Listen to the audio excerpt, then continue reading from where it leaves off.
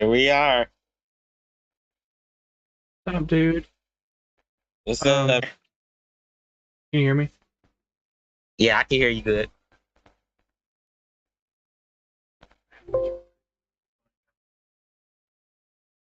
Yeah, Uh, yeah, but we I'm hear trying though. to get I'm having the same issue where I can't get the music for the media to play. Oh damn, yeah, that's tough.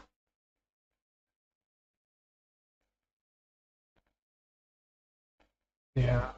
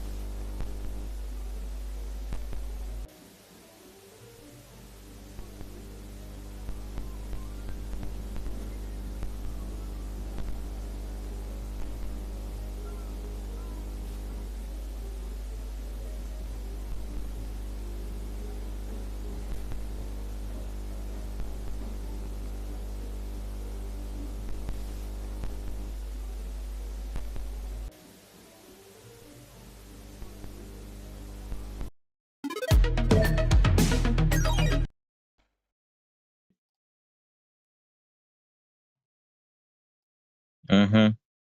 Okay. Um, Ready? well, welcome, welcome everyone. Would you like to do the honors, or shall I? Okay. Welcome everybody to another stream of Beyond Sour Cream of your host. Uh we got me, you can call me Tony, and we got CEW in the chat. Uh pretty much say hello, colleague. Hello guys. Welcome back to another stream. We made our initial debut last night, if you will. Made our first live. Oh, excuse me, that was loud. Let me turn that down. Okay. Um, yes, welcome everybody. Colleague, where would you like to start with our Okay, initial round? okay. So you remember how the other night we discussed the whole WWE history behind, the Montreal screw job? You remember that topic, right? Hell yeah. Okay. So I'm gonna go ahead and break down how it all happened and came along. So the Montreal screw job was a real life betrayal on November 9th, 1997, where Vince McMahon covertly manipulated the outcome of a match to strip Bret Hart of his championship title. During the Survivor Series in Montreal, the referee, acting on Vince McMahon's orders, called for the bell as Shawn Michaels applied Bret Hart's signature submission move, the sharpshooter, even though Bret Hart never submitted. So this is a pretty interesting concept because Bret Hart was the WWF champion and was leaving for a rival promotion, which is WCW, and refused to lose his title to Shawn Michaels in Canada, his home country, due to a personal animosity and creative difference. And the plot was to prevent him was to prevent from leaving, like I mentioned, and the fallout was pretty much enraged, destroyed equipment, spat at Vince, and famously drew WCW in the air.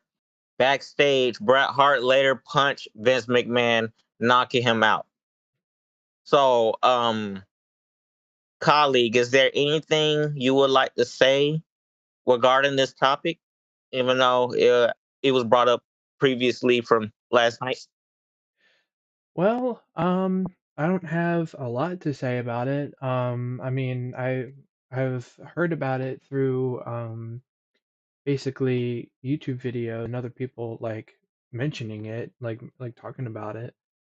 Um, and how it was such a big deal and such a big push for so many things nowadays. Um, but as for the topic itself, I don't have much to say about it.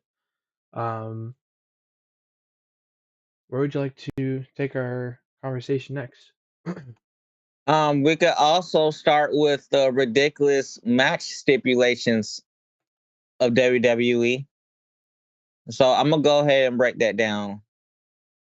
Um, oh man, where do I start? Because there was a lot. Okay, so you had an eye for an eye match. That right there, I would want to start with too. With Seth Rollins versus Rey Mysterio, where the only way to win was to remove the opponent's eye out of their socket, with the winner decided when one wrestler was deemed to have lost one. And then you have the dumpster match, which is ain't really all that strange because we've had these before. You had it with Cactus Jack and Chainsaw Charlie versus the New Age Outlaws. And the winner would have to literally like place their opponent inside of a dumpster in order to win. And then you had the crybaby match with Scott Hall versus 123 Kid. And the loser had to be diapered and dressed like a baby. A bunch of wild moments, colleague, that I would love to really dive deep into. And then you have a good housekeeping match that happened in 1999, you know, the year me and you were born, with Jeff Jarrett versus Deborah, a hardcore match where only household items could be used, famously ending with a guitar shot. And then you also have another match with Roman Reigns versus Baron Corbin in a dog food match. And the loser will literally have to be forced to eat dog food as a result. Now, colleague, is there anything particular uh viewpoints you would like to share regarding this topic of weird match stipulations? Um, honestly, I can't put a finger on one, honestly. There's just been a lot of strange matches, and not really any that had any stipulations that I remember. Just more so the placement, like like the choosing of two wrestlers, like going, like versus each other, and like um, you know, like you have like what's his name, Ellsworth, I think it was, and like Yeah. he was like Yeah, James Ellsworth. That's his name, James Ellsworth. yes, yes, he incredible, he's a very interesting fella. Um, and he always got like thrown around, that type of thing, and that was just kind of just seeing him just like entertain the crowd like that, like just like became sort of the entertainment of the entertainment, if you will. Um, was kind of interesting for me. So yeah, that's what I can add to that. But yeah, no, like growing up, like um, I don't know, the feud with Roman Reigns and John Cena. I mean, that's it's all that people are talking about nowadays. I mean, now we know that John Cena retired last year, but he since is remembered by like if going you know going against or like versusing people like Roman Reigns in promos, and those are always fun to watch. Always fun to watch. And yes, to answer you guys' question, for those who pretty much like to say that WWE is, fake or whatever, I would most likely say that WWE is scripted. Like I know we sort of been through, like, some of these establishments already. But yes, it's scripted. The matches, storylines, and outcomes were predetermined by creative writers to entertain viewers. A concept known, yeah, because the E in WWE, as we all know, stands for entertainment.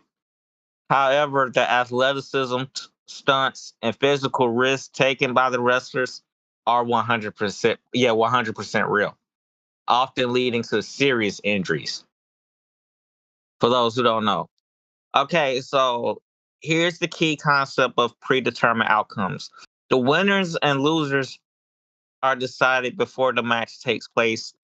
Scripted storylines, which are feuds, promos, and character developments, are planned similar to a TV drama. Um, and then and then you also have, wrestlers go having, like, broken bones, torn muscles, and concussions. WWE famously acknowledged its scripted nature in 1989 to avoid being regulated by state athletic commissions like boxing, officially branding its product as entertainment based on science. Colleague, is there anything you would like to say, regarding this topic? I'll let you take it from here. Yeah, well, just a switch from they were previously known as the Wrestling Federation, Hmm. WWF, and they during that era, like there were so many faces that really shined. So many few wrestlers like Shawn Michaels, like Bret Hart, and some of the old guys, like these wrestlers really shined in the 90s when that transition began to happen. That's when wrestling for the WWF at the time began to flourish, if you will. So Mm-hmm. um so yeah, that change from WWF to WWE, World Wrestling Entertainment, it was definitely not only a change for the name, but a change in terms of the era, if you will. And I'll let my colleague explain more of the era change. Yeah. Okay. So we're also going to like touch on another topic uh about Vince McMahon regarding the his allegations and stuff. So we're definitely gonna dive deep into that. Um so basically Vince McMahon resigned and ultimately left TKO Group Holdings, WWE's parent company, in January of 2024, following a serious sexual trafficking and abuse lawsuit filed by a former employee. This followed a 2022 scandal where a board investigation found he paid 12 million in hush money to suppress allegations of sexual misconduct. So I'm gonna go ahead and go into detail with this. So a lawsuit filed by a former employee, Janelle Grant, accused Vince McMahon of sexual abuse and sex trafficking, alleging he forced her into a sexual relationship in exchange for employment and subjected her to abusive behavior, including sharing explicit materials with other WWE employees. So, with the hush money scandal, an investigation by the WWE board of directors discovered that Vance had paid approximately 12 million, like I mentioned, in hush money over the span of 16 years to four different women to cover up allegations of sexual misconduct and infidelity. So, since we met, and not to mention Brock Lesnar is involved in the same case, but nothing really has even you know been mentioned much about Brock Lesnar in that regard. And this is not even the first time something controversial like this has came out on a pro wrestler, because this has happened to Enzo Amore. Colleague, you know about Enzo Amore. The guy was such a Oh, rebel. He was a Enzo. hardcore throwback, and the guy really has the gift of gab. And I mean, the guy can run his mouth for days, and you know, and just be this raw and uncut type of individual. He's just like me and a lot of other people who's not afraid to speak up. He was facing like about pretty much a similar situation, but come to find out, he was falsely accused of it because this girl named Philomena Sheehan pretty much uh throughout the whole idea throughout that whole allegation on Enzo. But here's the part that doesn't make sense. First, she said her ex raped her, and then she's saying that Enzo raped her. So the fact that Enzo Amore didn't do anything and that he was falsely accused of all of this, he had to literally relinquish the cruiserweight championship. He was literally on a ball when he became champion in the 205 Live with all the other fellow cruiserweights. He was literally the man. And then I cannot believe they waited until later on the lines to literally mention that he was involved. Well, not involved, that he was. dragged into this situation. So, is there anything you would like to say about this colleague and how common these situations are? Yes, well, not even in the business of WWE or wrestling for that matter, um, but more so just the rise and the attention being drawn to um, allegations of sexual misconduct are really come into the limelight, come into come into truth, and there are a lot of cases that are going back into court that were previously um, hushed or um, suddenly ended because there was not enough funds to fight against the or not necessarily a an interest in continuing um the what do we call it, the investigation. But yes, it's definitely been it's been a huge shift for these not only the wrestlers but in the outside world for that matter, for these allegations to come into the light. So yeah, that's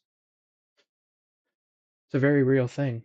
And it's a very big case because, you know, when situations like this happen, uh, everyone here may know that when something like this comes out on you, you can't really be around nobody, no physical contact, literally no affiliation, period.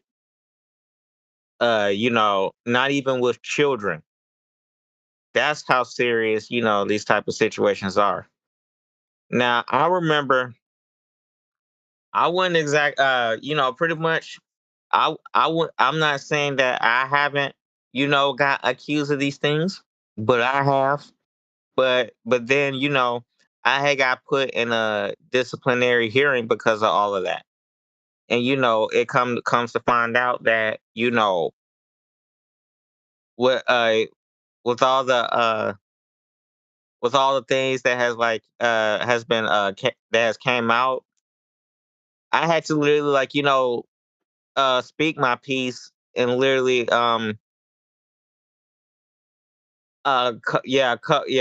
clear my whole name up of all this stuff because this girl named Faith Johnson pretty much that I was dealing with at the time, she lied about her age, and let's just say, you know cuz at the time I was 19. Yeah, so I was 19 years old. This girl lied and said she was 17. She lied and said that she was 17 or 16, whichever age it was. Now, this right here wasn't my fault.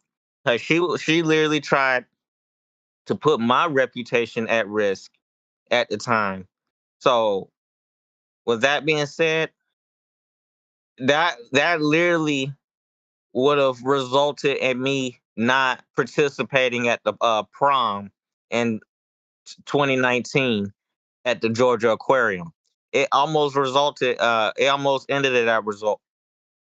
But good thing I when I did have like a meeting at the disciplinary hearing, when I was put in a hearing to have to like clear things up, the girl who told the lie on me didn't even show up to even have any sort of proof or substantial evidence to back up her claim as to why she did what she did. And even though she already, exchanged numbers and had a way for me to contact her, I had it literally did make me regret the whole situation because ever since that incident, I have not been in contact with that person since the time we were in school, all because of that. And that right there wasn't even my fault. But I will say that that whole situation right there, really could have been avoided. It could have. But like I said, even though I didn't, even though it wasn't as bad as people thought it would, it was just still a messed up situation because it could have literally tarnished my name. Is there anything you would like to say about this colleague regarding that? Even though the person who told the story wasn't there to defend themselves? It didn't happen to me personally, but I'll just address the overly public case with Johnny Depp and Amber Heard. That case was very, the court process was it was public, everything was public, and it was shared with the news. The news kept up with all of it, and just the fact that the the um, the story that Amber Heard had to share about what um, Johnny Depp did, um, sh her and the people behind her really did not show substantial evidence of of him really doing that. It was more so of her lying and causing injuries to herself, or finding ways to cause injuries to herself other than what um, what Johnny went through. But I'm not even gonna say any more about it because well, I mean the case is already done, but it was in favor of Johnny Depp. But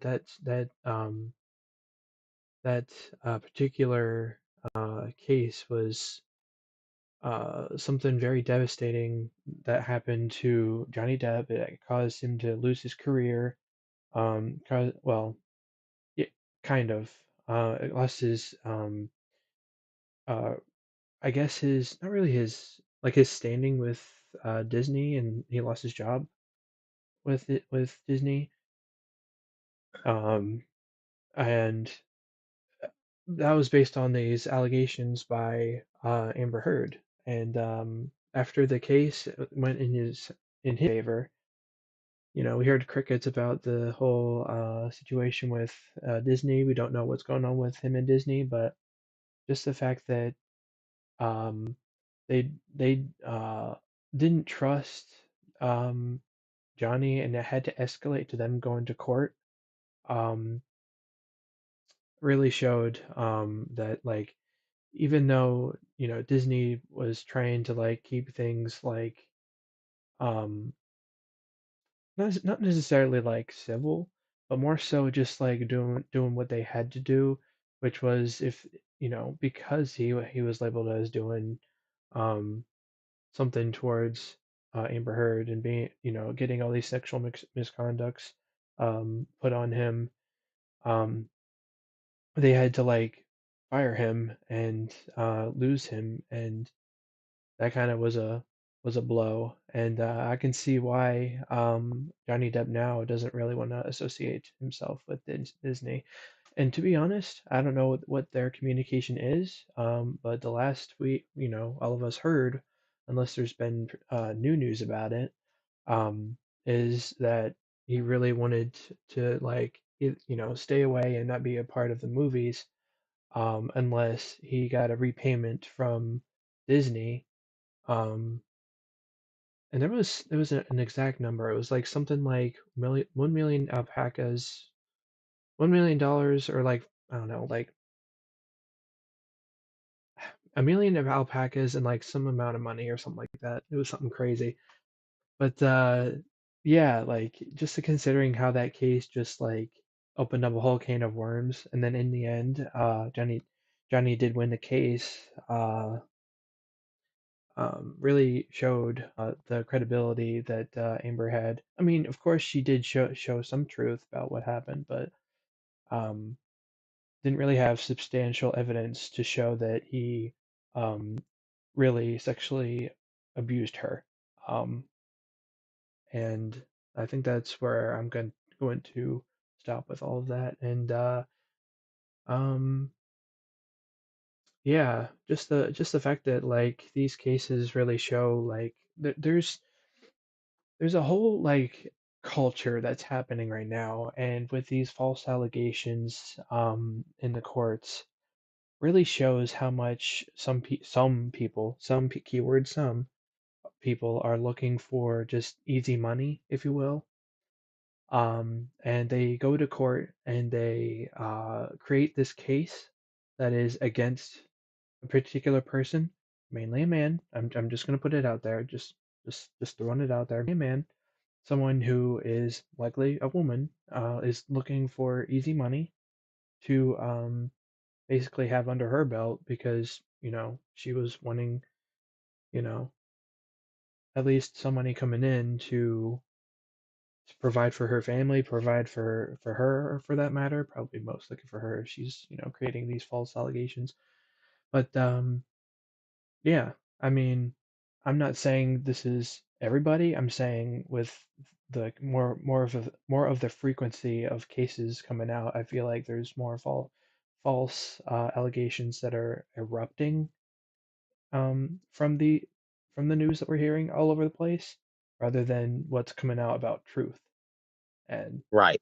that's where we're trying to get at, is that some people don't know how to tell the truth, and they build a case with no real substantial evidence to back that evidence up.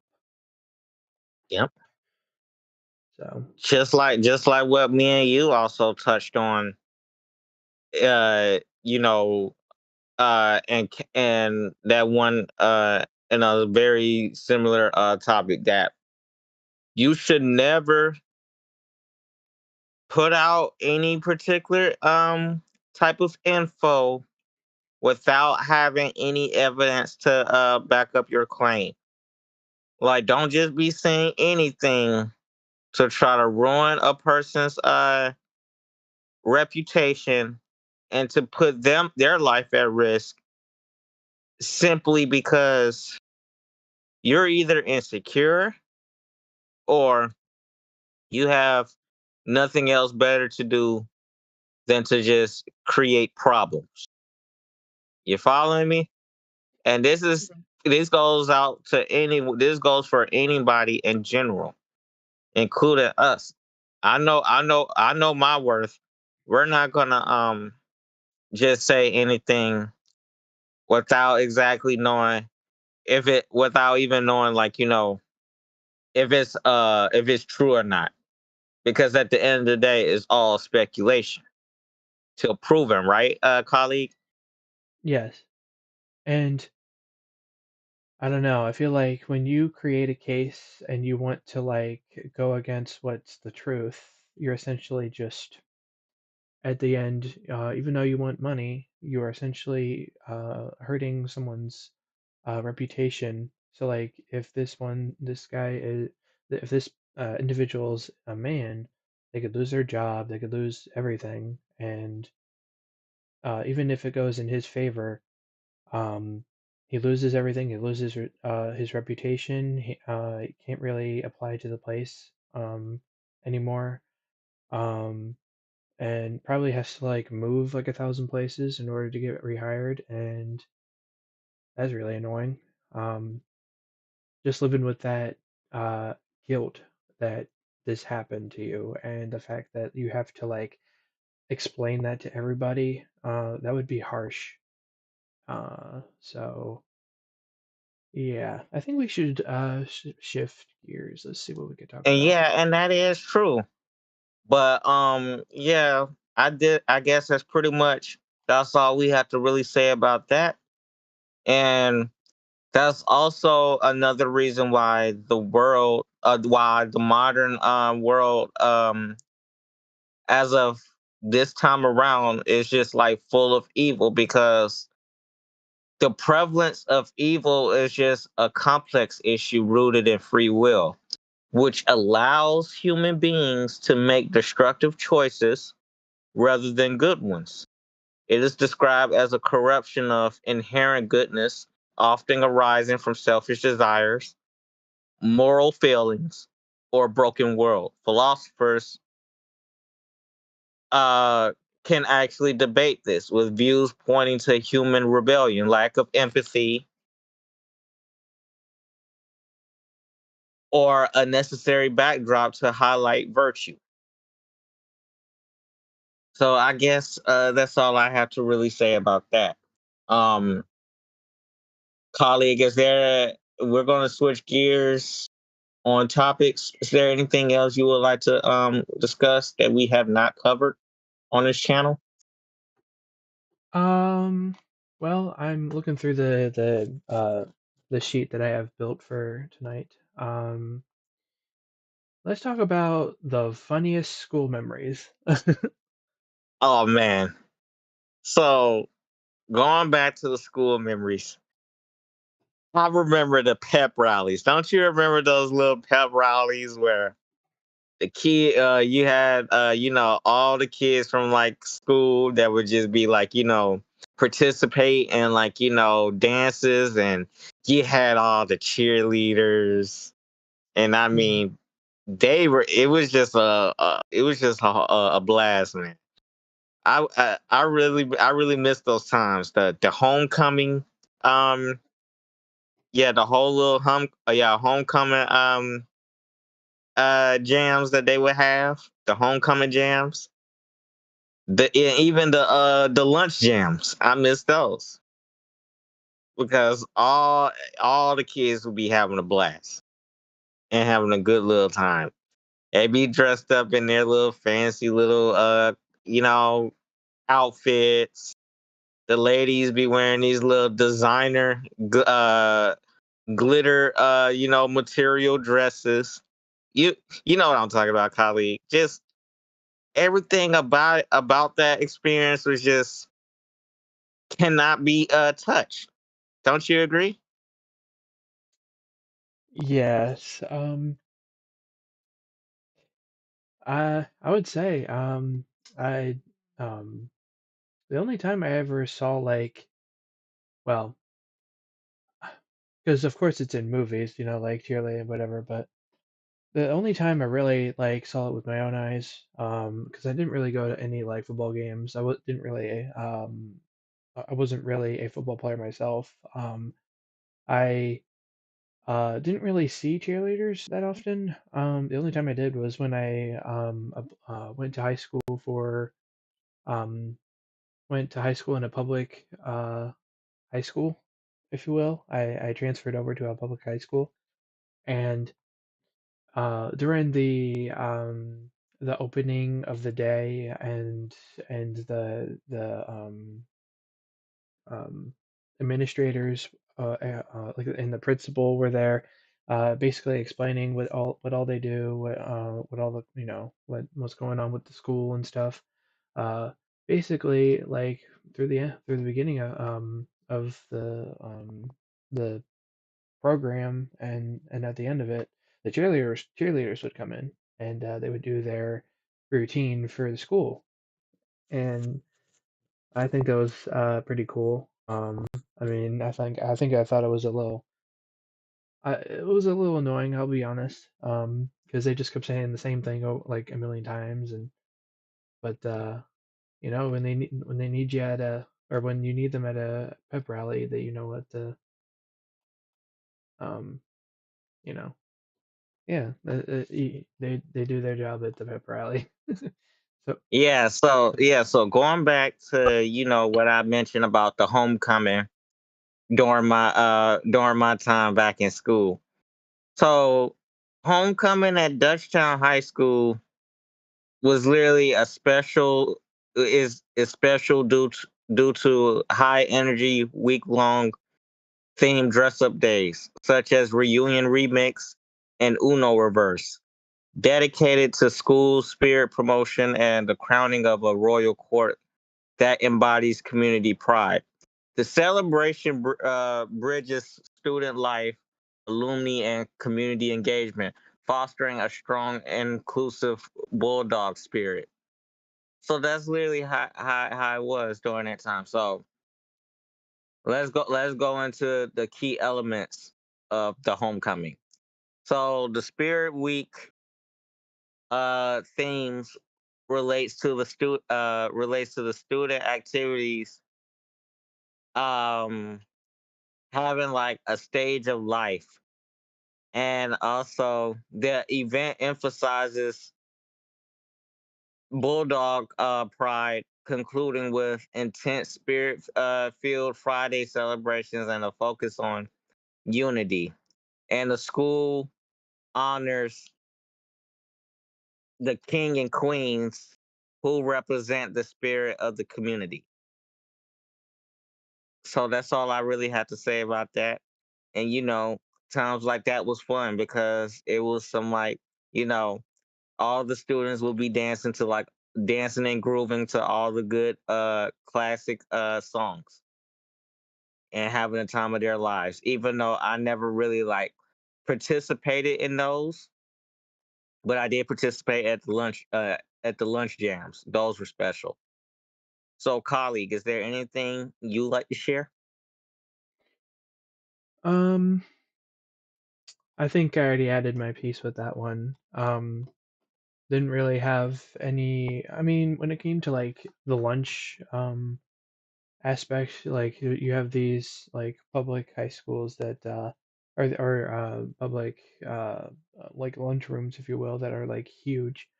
So it's like pretty loud. You can't really get a moment of silence when you're in there. So that's basically where I was. Basically just in the lunchrooms, just kind of trying to find some peace and quiet while I ate. Usually ate in the corner with not around anyone, preferably because I also just wasn't social when I was younger. Oh yeah, Was you really wasn't really isolated. yeah, you wasn't very yeah,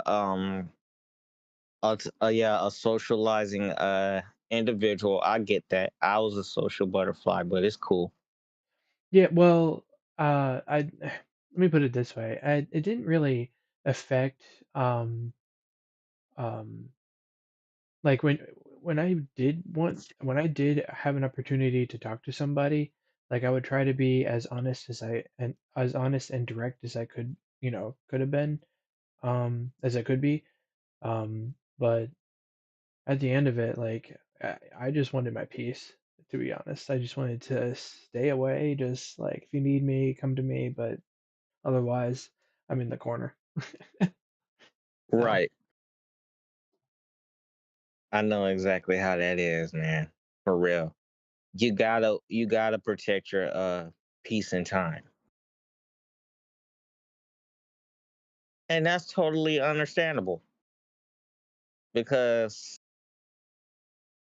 I know a lot of people, especially those who may be watching our stream right now, would like their alone time. Right, colleague? hell yeah. Like there's no other better feeling in the world than to have some actual like, peace and time to literally reevaluate and meditate. Is there any other topics you would like to discuss regarding like, our school days and all the field trips we went on? Should we start with all the Yeah, field trips we went on during our time back in school? well, yes. Well, I will say I started pretty early on. I would say around like third grade, maybe, probably even younger than that. But um, I think I went to some old town, I believe. Um, it was I forget the significance, but we went to some small town. Um, I guess it was for some historical significance. But you're in third grade, you don't really focus on like the significance of like what like why you're there. You're just there. But more so recently, I want to say like around eighth grade, like going up to Boston for some historical field trips up to um, basically went to some locations up in Boston. We did the Freedom Trail. Um, we were able to walk I think it's like 2 to 3 miles of a walk to get through all of it. We also did we visited the USS Constitution. That was a very fun one. I enjoyed getting on that one. Um, but yeah, like doing all that. Went to the market up there, the um the Quincy Mall, I think it's called the Quincy Mall. That one Yeah. was very fun to go through because there was a lot of people in there. Like they're all getting like food. They want to, going out and about. They're moving from stand to stand, getting food and like socializing with a lot of people. It was fun. So I did that as well as went to a few other locations for historical reasons. And just I visited some old sites, old historical sites like old war memorials and like old presidential houses and stuff like that, and that was very interesting. Um, and I mentioned it our last stream. I actually went to California in eighth grade. That trip was very fun. I know that's not a field trip, but a trip nonetheless. Especially when it's a school trip. We actually I'll go in more detail about like we actually made the money necessary through we had like a bake sale every now and then. So like we actually had like baked goods. We were able to like sell the food for the money we needed to go to California, and we did pretty well. Oh my God, man, I did the same thing too. I was in a similar situation like that too back in school where we had to like literally like, participate in these sort of activities to like really generate money to go on trips and stuff. It was like a fundraiser we were throwing. So go ahead and continue. Yes. I think that was my most recent and probably my last school trip. I think the rest of them I think were actually no, I think I did some in high school. I can't remember them, um but the one in eighth grade that was a fun one. Both Boston and going to California for the Lego competition, Lego robotics competition. Um, that if I guess I'll say like the location that I went to, we actually went up to so we landed in San Francisco, and we were able to like look at a few locations in like San Francisco, and we are able to see the Full House house location, like the show's house location in San Francisco. Um, that was really cool. We actually passed by it, and I was like, "Hey, there it is." So, able to go there. We able to do a few other things on their trip to in our little stroll through um, San Fran, and then we continued our trip to Sacramento, where our that's where our Lego competition was. Um, we actually um, I think it was a Saturday already, and I'll go in more detail about like Um, I'll just say like I know that we wanted to stay as like neutral as possible on this podcast, but I'll just say for the purposes of my explanation, I'm a Seventh Day Adventist. That is whereas I believe in God that He did creation in 7 days, and I consider creation, or I'm sorry, I consider the seventh day to be this Saturday. So that means that I go to church on Saturdays and I attend church on Saturdays, and Saturday is my day of Sabbath. And so basically I think we finally got to Sacramento. I think that was a Friday. And then the day after that, the morning after, we actually attended church at a local SDA church, SDA Seventh Day Adventist church. So we actually went to the service, and then after that, we got ready for the robotics competition. That was very fun. Looks like you really enjoyed every moment of what you were like able to like, participate and be exposed to. Hell yeah, I had a lot of fun, especially since it was very the group the team that I was with made it very easy to apply myself and apply what I know to the tasks that were asked of me to do during the robotics competitions. And like we were supposed to build a robot that were to do or that we're supposed to be doing some sort of activity, and like my responsibility was to basically angle the robot a certain way so that it can perform an activity. And my the way that I did it was I just put like some sort of template on the table, and I allowed the robot to get placed like on the template, and then the robot was able to move where it needed to and do the activity. So yeah, actually, the team in question, there was a lot of, not really a lot of, but like there was a good number of students in the robotics team that helped me um, on the team to get us to go to California, and that was just an incredible and unforgettable experience. It is so awesome, man. I'm glad you really enjoyed yourself. Yeah, that was very fun. Yeah, that along with, I think, I actually in high school, if I can really remember, um, I was in robotics, but more so I got into choir. I That's where I was able to like build a singing voice. I'm not gonna do it on stream here because it'll probably be too loud.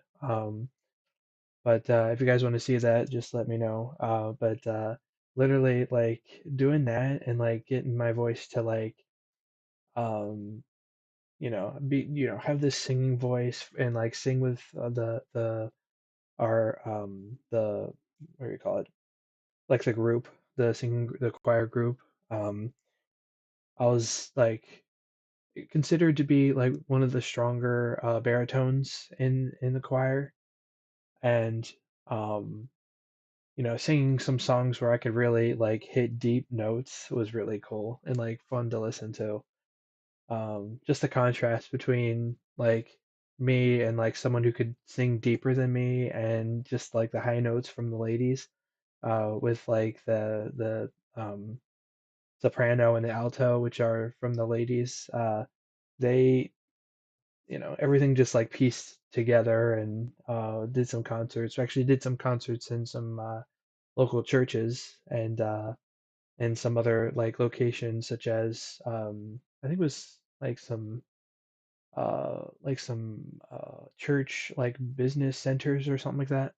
Um but yeah, we performed these songs for these companies and churchgoers, and they truly enjoy it. So I'm glad that was really a part of that. Right. Uh, but yeah, no, like I think just going through into field trips, or trips for that matter. I went to like local churches, but like they were so like the experiences of going to all these churches, like those were the trips. We're going to these churches. Is that we were able to go to these churches and perform, and um, sometimes you get like sleepy, like exhausted, and like your throat hurts from singing, and yeah, no, that was just it was a fun experience all around, like going to these locations and singing for these people. So that's all I have to say about that. It's good to really hear. So I also want to say regarding to what my colleague here was saying, was that I had a very similar experience to like what he pretty much did to generate, money. So back in middle school, I don't know if I mentioned this or not, but at the time, me and my classmates would literally go into the kitchen inside, that we have in the classroom, and literally like bake cookies, which was like a really good, which was a really fun activity to participate in. So we had to literally like bake cookies, and pretty much do assignments which has something to do with like, yeah, which is called GAA. It was just a Georgia alternative. Correct me if I'm wrong, but yeah, that's literally what it is. That right there was something we would do as we would go on like field trips and stuff. But the whole little baking cookies and stuff was just a way for us to generate some money to go on all those trips. And let me tell you my experience with that, with the whole like baking and stuff. So at the time, me and my friend Kanaja, I will tell you about colleague, yeah, Kanaja, I will tell you about him.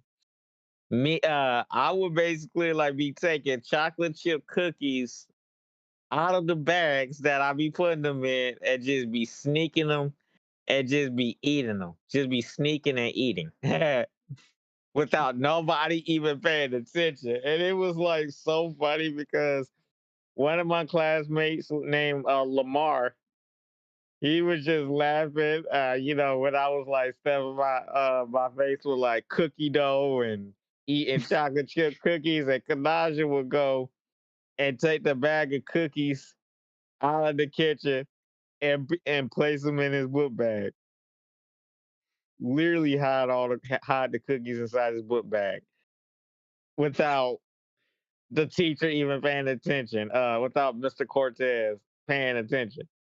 So you're, So s- so are you saying that your friend had what, like a plate of like cookies in the are you saying, was it like in a bag in your backpack in his like a book bag? Ziploc bag, you know what I'm talking about? Ziploc Yeah, bag. yeah. Yes. That's so cool when you guys just like made fun Yes. of it And it was from funny too. This yeah, man that's used to hide the goddamn Ziploc bag of chocolate chip cookies in his book bag without anybody even knowing, wow.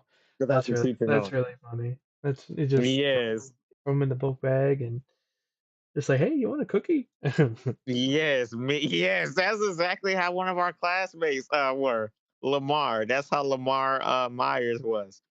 He was like, hey, you want a cookie? Yes, and then me, I would just be eating the cookie dough, because that was the fun part. When you baking like chocolate chip cookies, you have like the cookie dough. Like the raw I cookie would dough. literally be eating the cookie dough. Yeah.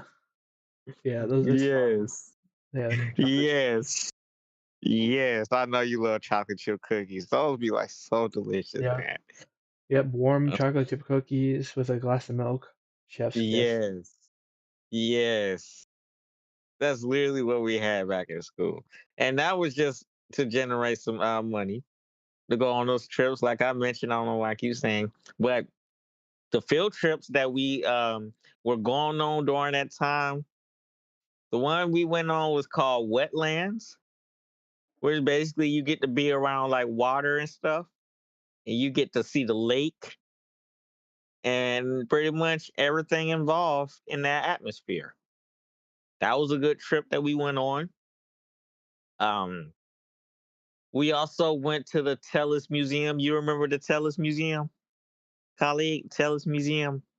Tellus Museum. I don't The think I've been to Tellus that one. Museum. I don't think I've Well, been to that yeah, it is actually a super cool experience. I love the Tellus Museum. We also went to the CNN Center where you had like the different food chains that you could pretty much go into. And at the time, that was when we brought had to bring our own money to like buy our own lunch and everything. And for those who didn't have money, would have to literally get a sack lunch from like the school cafeteria. So good thing me and a few of my friends did bring some money along the way to like purchase our food at the on the trip. Cause I believe I had got Chick-fil-A. Oh yeah, Chick-fil-A was like so good. They waffle fries and they little chicken nuggets. I believe I would get like the chicken nuggets, and I would get like the little waffle fries, and then I would get like the chocolate chip brownie on the side. Oh my god, that chocolate chip brownie was so good. And then I would and it's like I was literally just buying like items off the menu as if I was rich. Had me some nuggets and fries and a brownie There and got a Caesar salad. you Boy, go. I was able to eat The good at the CNN Center, and then you had hell yeah. the Scott College planetarium. So it was like a yeah, that was a college planetarium, which was a really good trip. We had lunch there too. That was back in 2013. Um, and come to think of it, the college food, it was so high quality and comforting. It tasted better than the lunch the um that the lunch people would be serving us at the school at the actual school at the time. That's how good the college food was. And I mean, the corn dogs was actually good. I had the fries and pizza and corn. Oh man, it was just an absolute fun time. And Stone Mountain. That right there was another good trip because we would go to the like theater at the Stone Mountain, watch movies and eat popcorn and have nachos and pop. It was so fun. Is there anything in particular? Mm, I think our colleague here just experienced internet spike. I think where he was saying where he was going was oh, Yeah. you there? Anything you want? Yeah, yeah. Anything you want to say about the trips we went on? I went on at school. At least for me, I think that's all I have. They're just like historical trips that I went to some museums and stuff that were like some historical locations. Um, I will say I did go with my high school to a local car show in Philadelphia, PA. There was a car show that happened probably, I don't know, some years ago, back when I was in high school. That I can't remember the year, but I literally went to the show with my I went to a technical high school, and with my class, I went to and saw all these cars, and there's one that was particularly drawn to. Um, Literally one of the cars that I um, truly want in this lifetime is a Corvette. I believe it's either the Z06 or a Z1, I think it was Z1, Z06.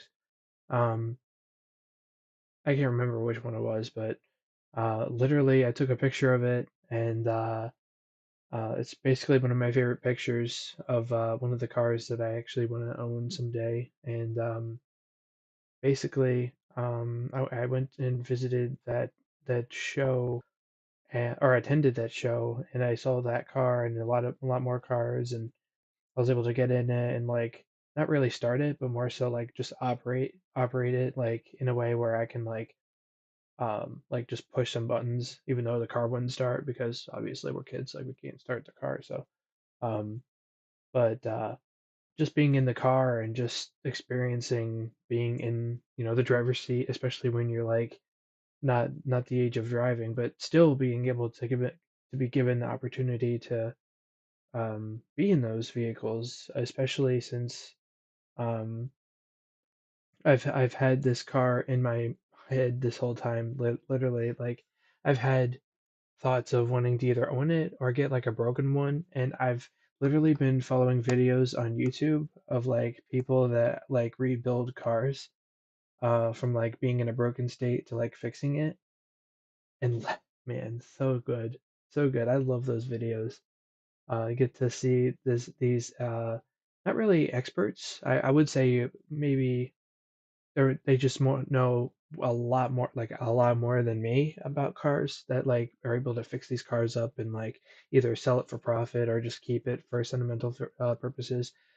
Literally so cool when I'm able to watch rebuild cars of either like the Corvette or some other um car. It's always such a fun experience to watch those videos.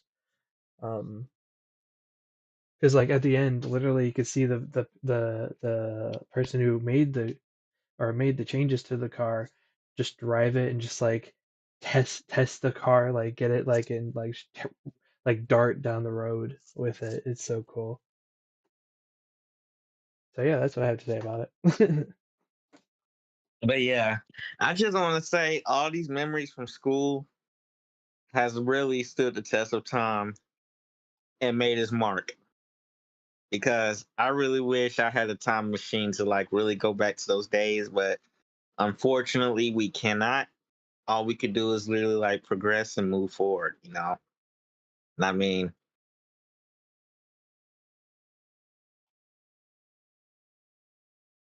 thought I'd never say this, but times back in the day was just much more simpler. I agree. I agree with that. It was so much simpler. Yeah, I agree with that a lot, actually. For real. You all you had to worry about was homework. Yeah, coming home from school, doing your homework before you could really even get into like whatever hobbies you enjoy doing. You know, that's not school related, if that makes sense.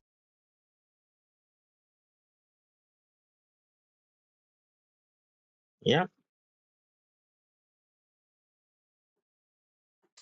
Yeah, no, like just growing up, especially when I lived in a location like in high school with for my freshman and sophomore years, actually not even not even high school. I would say probably uh anywhere from the grades of fourth grade to eighth grade for middle school to then going into high school. I was in a location where I was not that far from both schools. Like they were literally like not even like 5 minutes from each other, and my house was literally in the middle between the two schools, and that was really cool. Is I was able to walk from these schools to my house and vice versa, and if I had to like during a snowstorm or something, like I would have to like use a vehicle or something of the sorts. But yeah, no, like it was fun growing up being so close to these schools, because I could just, it's within walking distance. You're able to like, you know, you're able to walk, breathe, whatever the fact may be, and just take the day as is, and just like explore. If you want, if I wanted to like go off the road and just like explore a little bit, like that's, I had that opportunity, and that was really fun experience.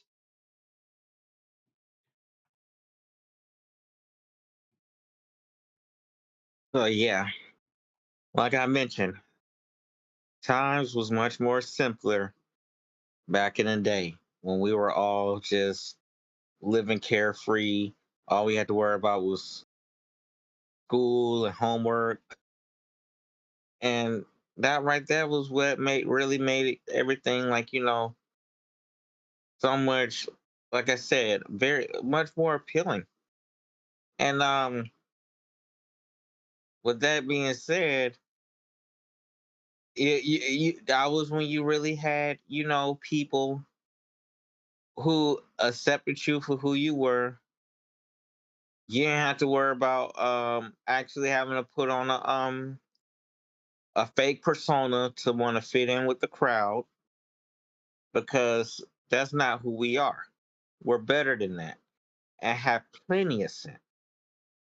And let's just say, um, I was more than better off without the people who just simply wanted you around as as an afterthought to and yeah, to like literally be impressed. So yeah, in order to like, make them feel welcome and be easy to please. There's no way I would have paused my life for someone else to be available, just to be made available. Is there anything you would like to say, colleague? Um, it'd take a minute to think. Honestly, um, just having the patience of um having somebody just see your message and not respond right away. I mean, a lot of the times they don't even get back to you for like I don't know, up to like a week to a month for a year for that matter. Um, I know for a fact I actually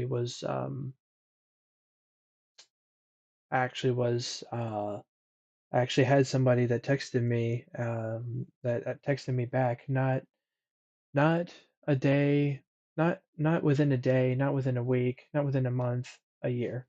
Uh, I literally forgot about this person, and when they texted me back, I'm like, why did it take a full year to text me back? And literally all it was just that they were switching accounts, and that really bothered me. That really infuriated me. And I feel like when you don't show people that you are uh, like able to respect their time when it comes to not even texting, but like when you're in the middle of conversating with in the middle of conversation with somebody, you just like outright cut them off, or you get cut off, and like you don't really respond to the conversation, let someone else respond to the conversation, like you know. It's like you're done with the conversation, like outright done with the conversation, and you don't want to talk about anything else. And I don't know, it just seems like you're at that point you're kind of just like uninterested and you don't want to talk. And And at that point, it's a waste of time, because yeah, just like you mentioned, colleague, it's a level of respect. If you don't have that, if you don't have trust, then literally it's pointless. Well, you literally you have nothing without respect and trust. Am I right? hell yeah. That's all there is. And it also shows where that person's loyalty stands. So that's all we really have to say about that. Carry on. Hell yeah. Well, I think I'm trying to remember. I feel like uh just most of the people that I either speak to or I've texted in the past, not really spoken to, because whenever I speak to somebody, they're able to like respond within seconds. Um, like not when you're like working and you have to like pause and then come back, but more so when through texting. Like I normally run into conversations where, like, I know you have to like give some patience when it comes to people responding to you, but literally, like, just respect someone's time because um, when someone's waiting for a text from you, I feel like we talked about this yesterday. Um, Yeah, you we have to. have, but I feel like for those who might have, who might have not gotten the memo, pretty much need to be reminded because apparently some folks are hard headed and and want to be and think that they're all and think that they know better, and those who just don't seem to like have any sense at all needs to hear this because apparently it doesn't seem to register or click to that person. You mind Mhm. leading the way, colleague? Yes. Well, I'll just continue in saying like, not everybody. I'm not saying everybody's like this. I'm saying there's become an epidemic of not even just like women for that matter. It's more so um, I would say it's more so just among women because I feel like that's the demographic of people that seem to be the target most of the time. Whereas literally, I've seen even videos on sites like TikTok. I've seen clips on YouTube. I've seen literal hour-long videos of guys on YouTube literally like expressing that women don't text back and they don't text back with either within the day or they don't text back the next day or the day after that. And I don't know. I just feel like um, there's been an epidemic of people that aren't respecting um, people's time, and that's just kind of like the massive bite to the ass is when people don't respect your time.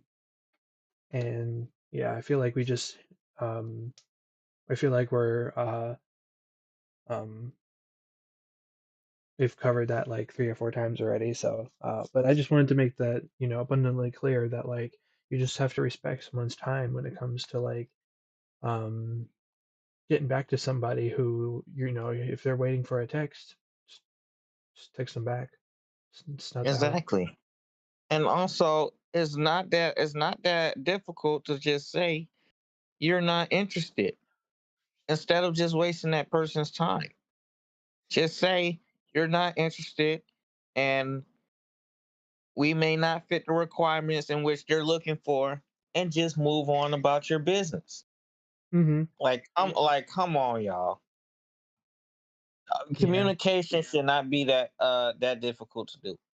It shouldn't, especially for those who stick to the slogan communication is key. So if that's the case, y'all have to say something. Y'all gotta say something.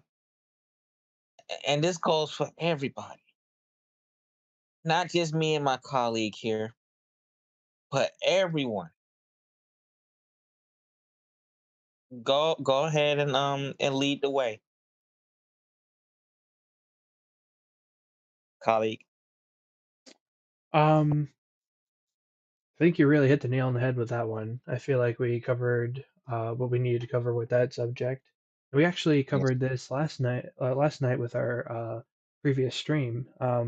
Yes. Just being attentive towards someone's time and just being fair with the other person and letting them know what's up. Like, I don't mind if you tell me if you're not interested. If you tell me you're just not interested, just don't waste my time and let me and like lead me on and think that I have a chance with you or that um we could be friends or whatever and just outright literally I will say this. I literally had somebody that texted me uh some time ago that literally I was trying to just form a conversation with them. That's all it was. trying to form a little bit of a friendship with this person, and they literally outright told me that they were not interested in talking to me after they just added me back on the social media site that I was using to text them on. And that really is a crushing blow when you get that message that they're not interested in you when they've been talking to you for the past like day or even within the day, like within the past few hours you guys were just like exchanging like texts and whatever, and then they just magically like get uninterested, and then they just unadd you because they weren't interested. This person literally told me that I was outright, literally verbatim, told me that I was not interesting, or that they were not interested, and then just cut all communication with me, uh, and unadded me, and that was really a crushing blow. Um, yeah, we seem to be moving toward. I'm gonna keep moving towards stuff that's like, we keep moving into the stuff that's like more on the negative side. I need to keep things upbeat. Yeah, Um, and we don't actually mean to try to like, you know, have you guys, we don't try to like brainwash you guys into thinking we're leaning more towards like the negative aspects of life. No, that's not the case at all. We just got to be very cautious who who we allow, who and what we allow into our space. That's all it is. And I also want to say nobody needs that type of energy or want to be around people on the internet that like to cause virtual headaches, and people in real life who just want to like uh basically like be drama filled. We don't want that in our life. So with that being said, uh those type of people are the definition of a major energy suck.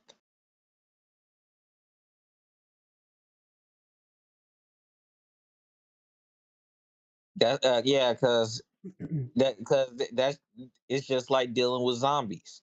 It's just like dealing with zombies or vampires. I don't know if I should use that within the same uh subject of negative people, but colleague, you know where I'm going with this. hmm Yes. Very well, very well. Yes. All I can say, y'all, is just try to keep an open and strong type of mindset, please, if y'all can. Yes. Yeah. Let's see here. Let's try and change the subject a little bit. Let's see here. Conversation over.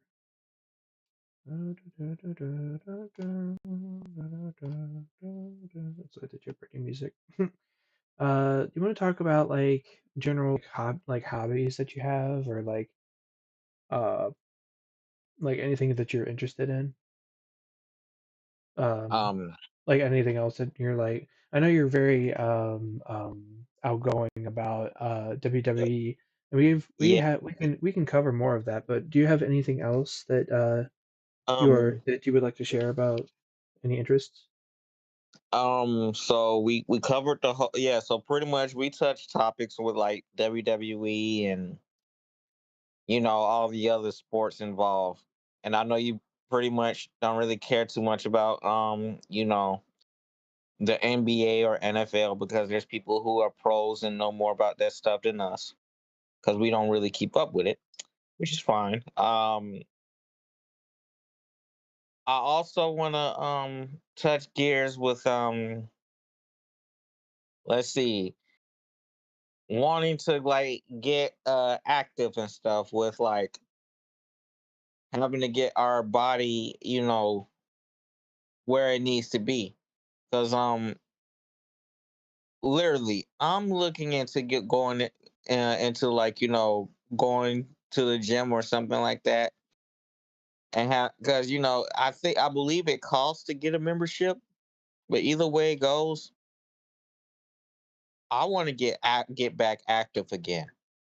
I have to because the only way I'll be able to have any sort of energy and do whatever it is I desire. Because I'm not gonna lie, I have put on weight and I have put on some pounds, but which is why I need to get back fit. Do you Uh, agree, colleague, that uh, we all should be doing something to keep our bodies active? Don't you agree? yes, and I've actually seen there's more of a rise, of gym culture, as people are waking up to the fact that they don't want to stay overweight. There's a lot more people that are cautious of their bodies, um, and people that want to, not only look better but feel better and be better, and like just eat right and be active. And the gym is probably the best place because you're able to like go do your thing. If you want to be sociable, you can, but like going and doing your thing and um, just sticking to the gym of like what you need to do, and sticking to a diet as well. That's probably the hardest thing, is to stick to the diet and stick to uh, what you need to eat, and not eat over that caloric deficit limit, if you will. So um, yeah, I feel like that's a great and excellent topic we can move into, is talking about like either gym life, or talking about like the Yeah, challenges of. yeah, like personal fitness and things to like really keep Yeah, us and as well active as in this world. the diet, as well as like concerning like foods. Yes, eating a balanced meal. Yes, well, also like also focus towards like as it pertains to like protein and like fats and sh- um and all the other things that are necessary when it comes to diet. um but yeah, no, like just the general foods that are the target that you should eat, or that are recommended to you that you should eat during a diet. Yeah. Definitely, definitely, I would say like chicken is like your friend. Um, I know Yes. there's a number of people that are not meat eaters in the comments. Um, but uh, I would say Yeah. that anything that doesn't have meat in it, um, that is like a substitute for chicken.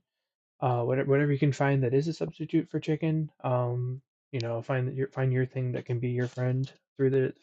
Yes. Yes. We can You know, call this colleague the personal fitness and food and nutrition topic. hell yeah. This is where we're at. Yes. Hell yeah. Um, Food and nutrition uh slash personal fitness. There you go. hell yeah. But yeah, like one more thing I'll just focus on, and I'll give my colleague the floor, is just like just worrying about like um, you know, adding in some vegetables in there, adding some greens, as well as if you're a meat eater, add some chicken. Also, if you want to add some fish, if you want to add any sort of other form of protein, that'll really help you out. That's something I really need to do, is to stick to my diet and stick to stuff like chicken and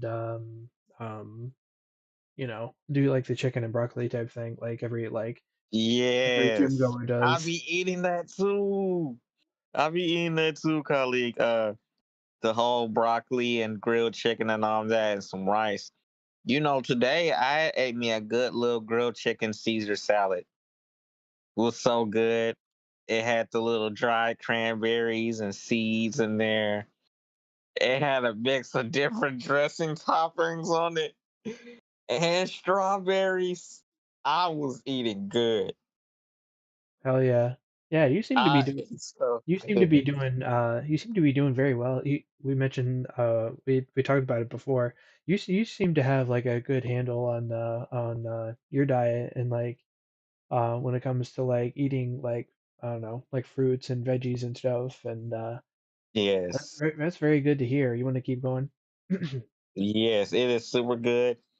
Yes, I have been leveling up eating like, fruits cuz that's something that's literally a topic I'm wanting to like, touch gears with anyway because a lot of people don't seem to know that yes, grapes may be good in a way, but also be mindful that a lot of these fruits does contain sugar. But the fruits that have natural sugars is the good type of sugars because they're natural. If you look at fruits like strawberries and blueberries and like or any type of mixed berries, they're natural sugars. That's not bad for you because that's literally what I stick to in my type of like food routine. It's like fruits and veggies. And yes, I love to eat fish. I love I love salmon. I love cod and the the whitening type of fish. I do because they're all good sources of like protein. Fish is literally just a good source of protein in general.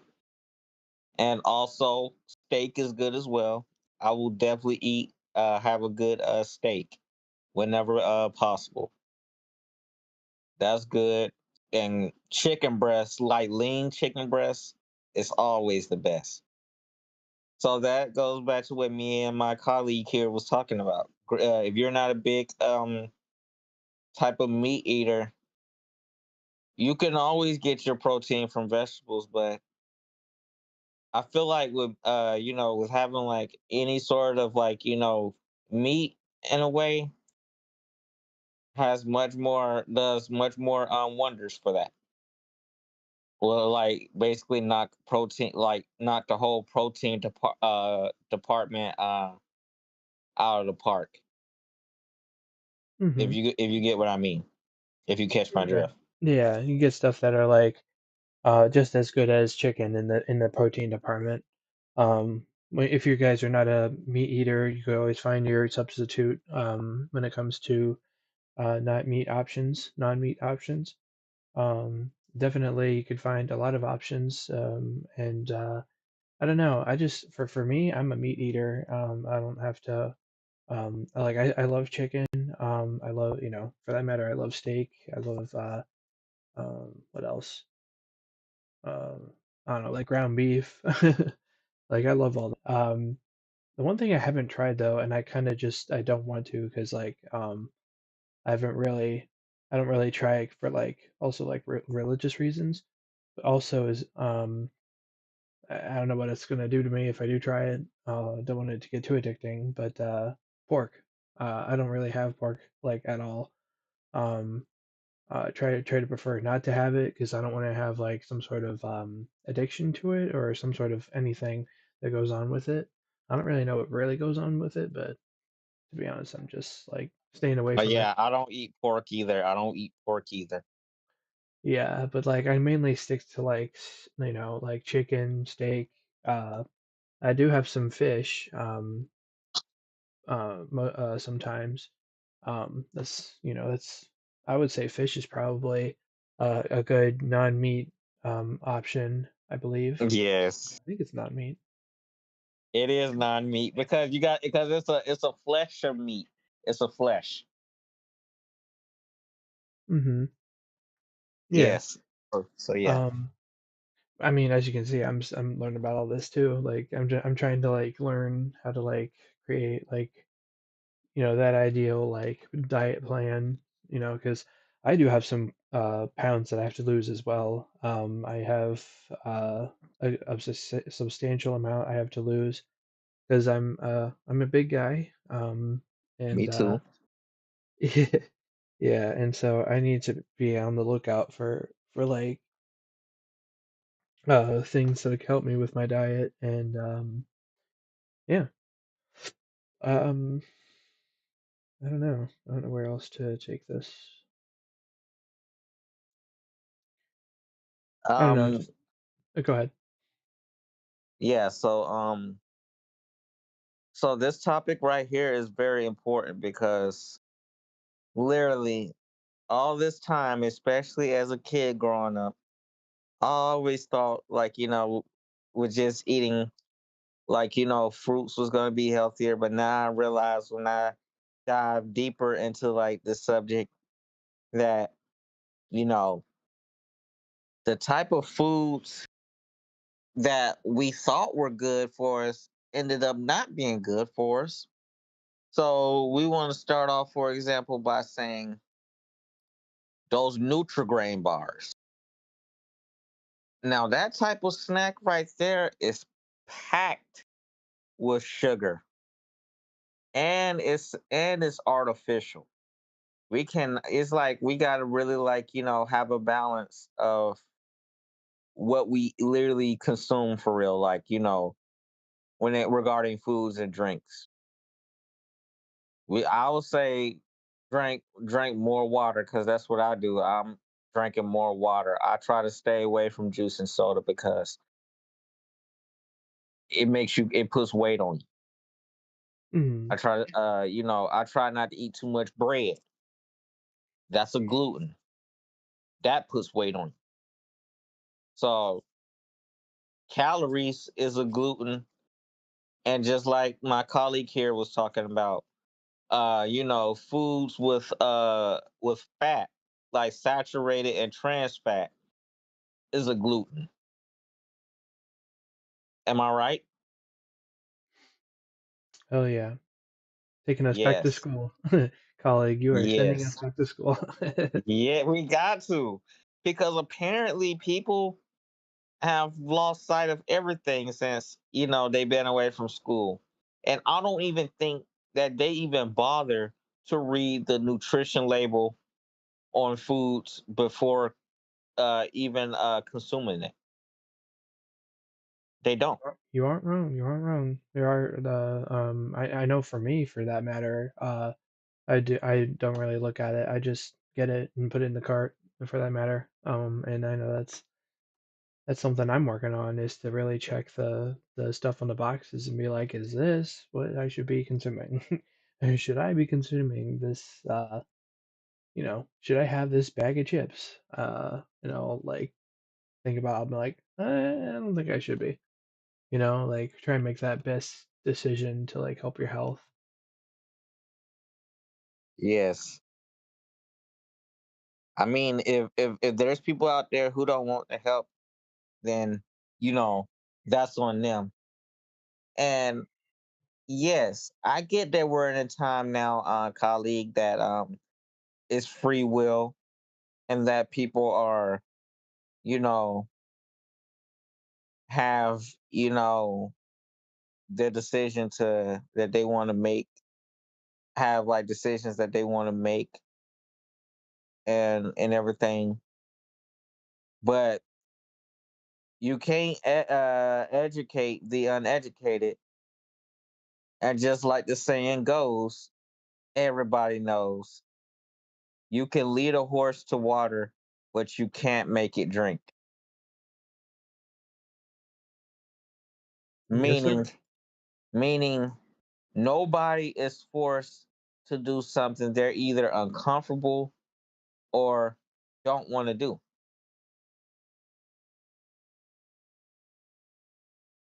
Yeah.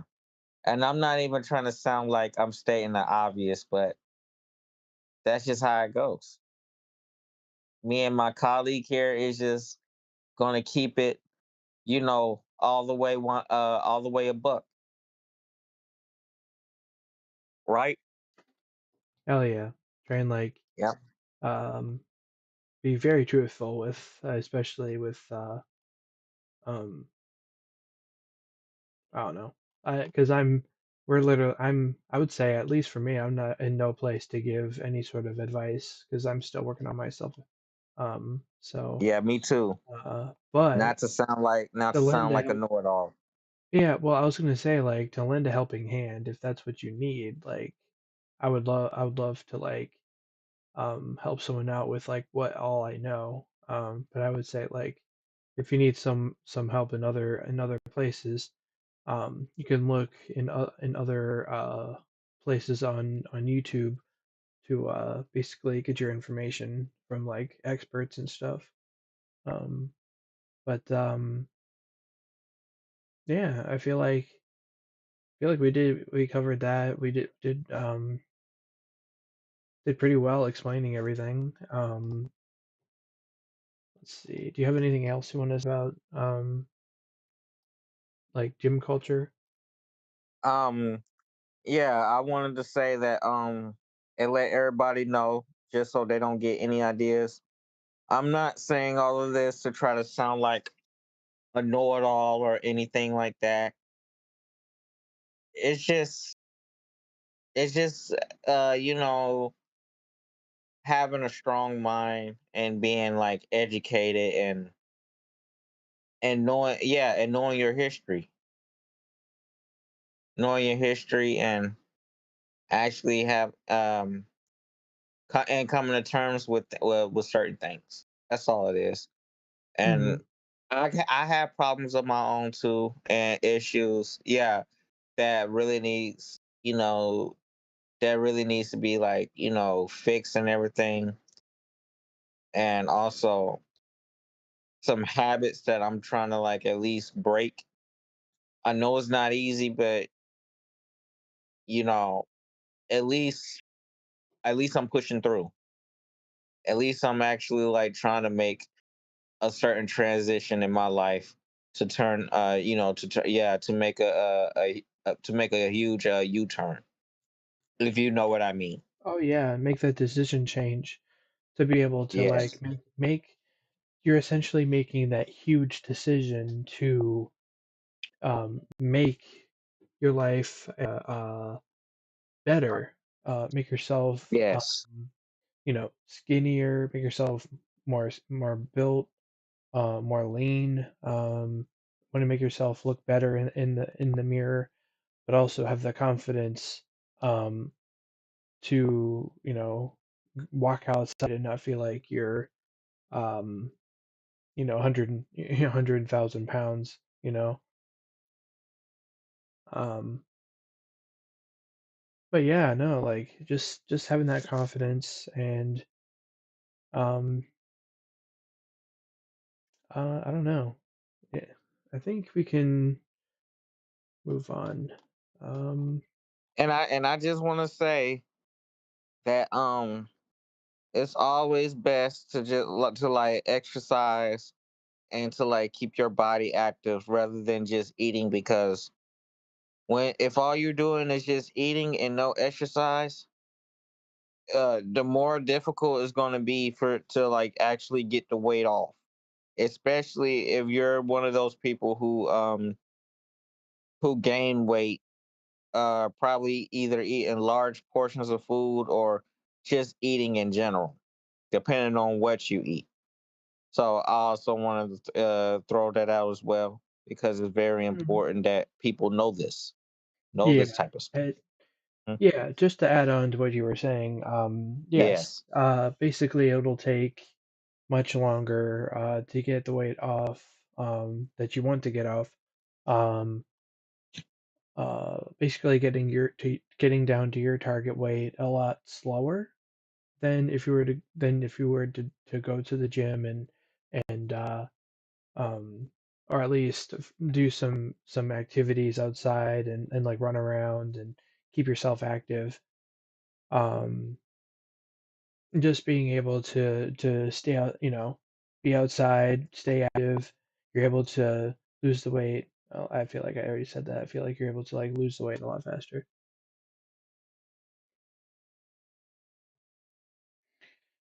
But yeah, I think I think we can move on. Yeah, we can move on. Um, all these are not really any different than what we've already shared. Hmm. Anything else we should like discuss since we've gotten food and nutrition and personal fitness out the way? Um. Well, I would say like especially with like the gaming world, we mentioned games is like you have systems like the Wii where or like the Xbox Kinect that was around for a little bit. Um, Yes. that you're able to like use remotes that you're able to like point it towards the screen or point it toward. I think there's like some sort of a bar that's able to like sense when the remote is faced towards it. Um, basically, it's with all these games that came out for the Wii, you're able to like stand up and like run around or just keep swinging your arm around, doing all these activities. Like the that type of thing was really cool too. Was having those systems with those games that like are able to like keep your blood flowing with all these activities. Um, but also having these those weight loss shows growing up. Um, there are some programs that you can get online that actually my mom used to get these programs where you could do basically the gym at home and do some gym activities at home, um, and able to like essentially have your diet and do this stuff at home. Um, and just that just made it convenient. Yeah. Um,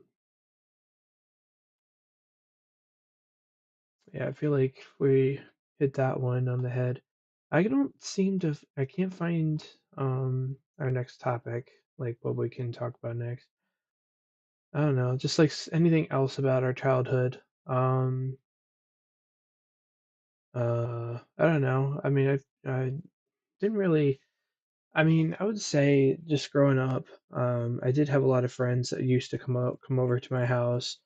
Uh, at least my for my brothers. My brothers used to always have like friends around to basically play, play with him outside. Like they were like running around doing activities together. Or they were either in my brother's room playing video games.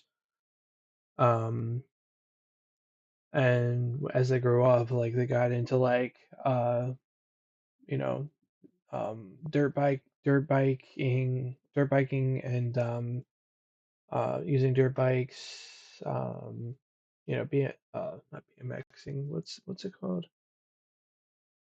There's like a term for it. I can't remember.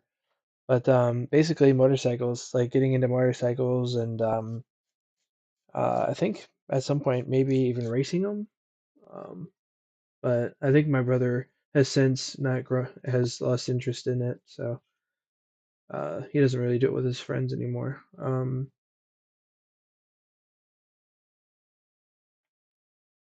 But like just having the friends around, they used to always play like games. It used to be like very loud in the house because there'd be a lot of people doing a lot of various things, and um,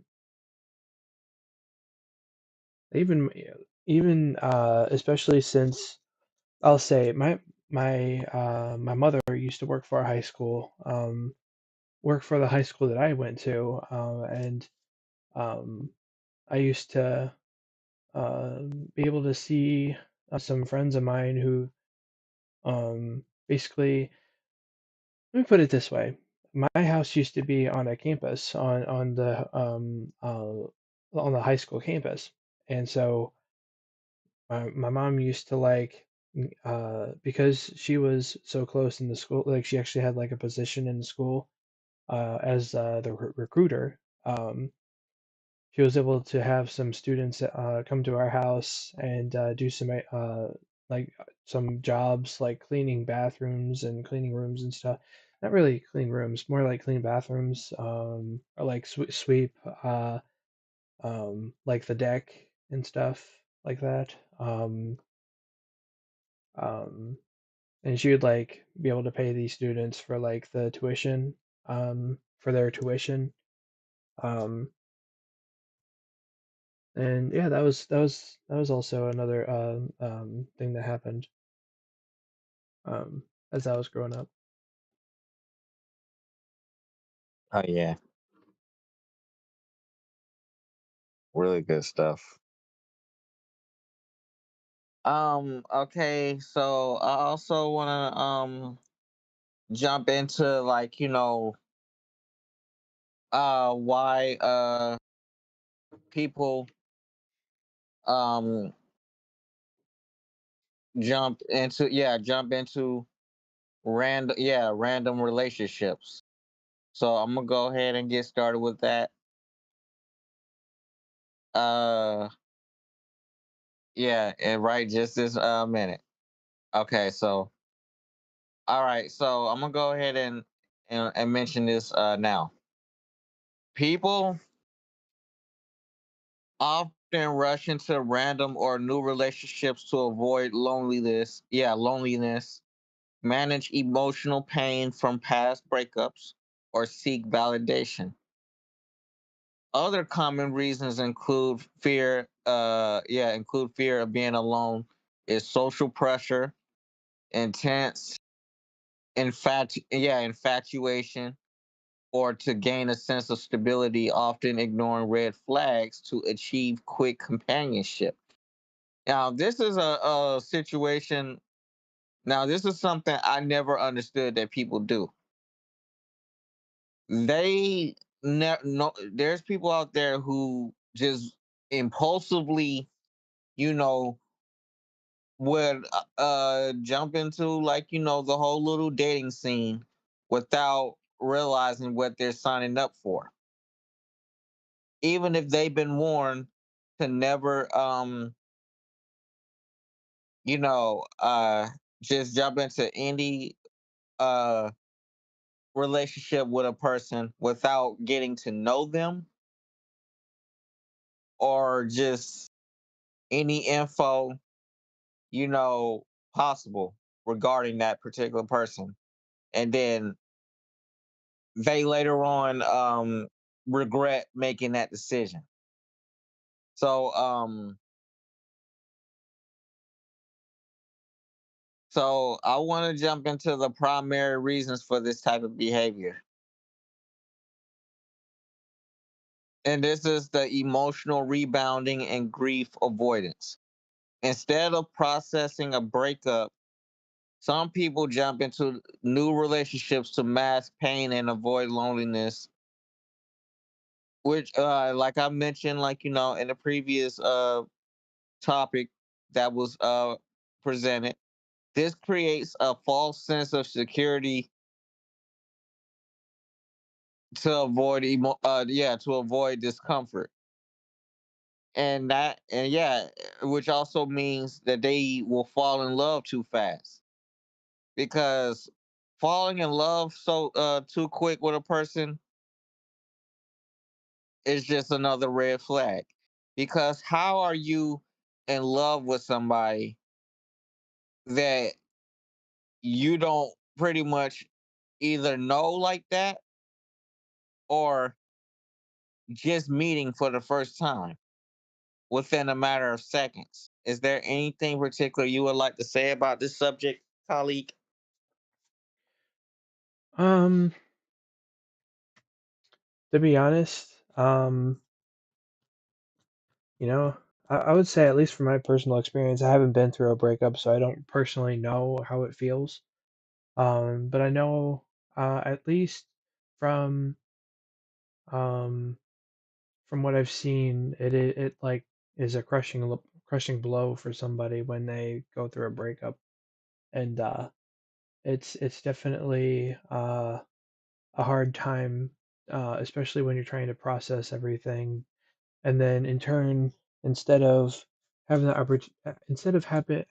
opportunity to think about the think about rebuilding your life after the relationship, First breakup. Yeah, they yeah, go, the first they breakup. go yeah, they go and they get into other relationships that'll then hurt their heart even more. So like Make things that's worse. just like A what? recipe for disaster. That's Yeah, a I know. recipe for That's a disaster. drug. Exactly. That's a disaster. And then it ends up hurting not even you, but the other person because they didn't see it coming that um you had some emotional baggage from the other relationship. Relationship that you were literally dealing with, and that right there comes to show that the person don't has no respect for themselves. They don't, and they're not even willing to learn. It's like they're stuck in an endless cycle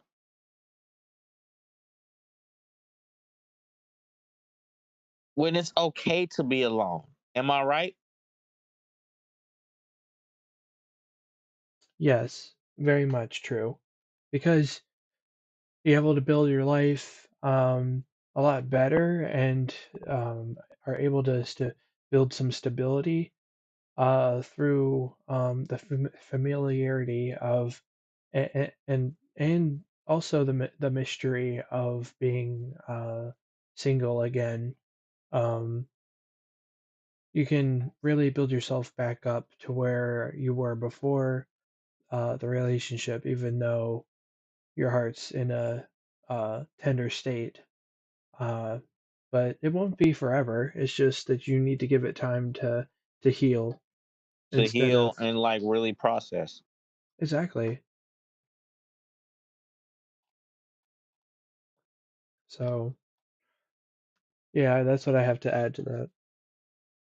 And you know something too, since we're on this topic about relationships, um the reason why I'm not in an exact relationship with anybody is because I'm the type of individual who knows what they want when it comes to dealing with a person.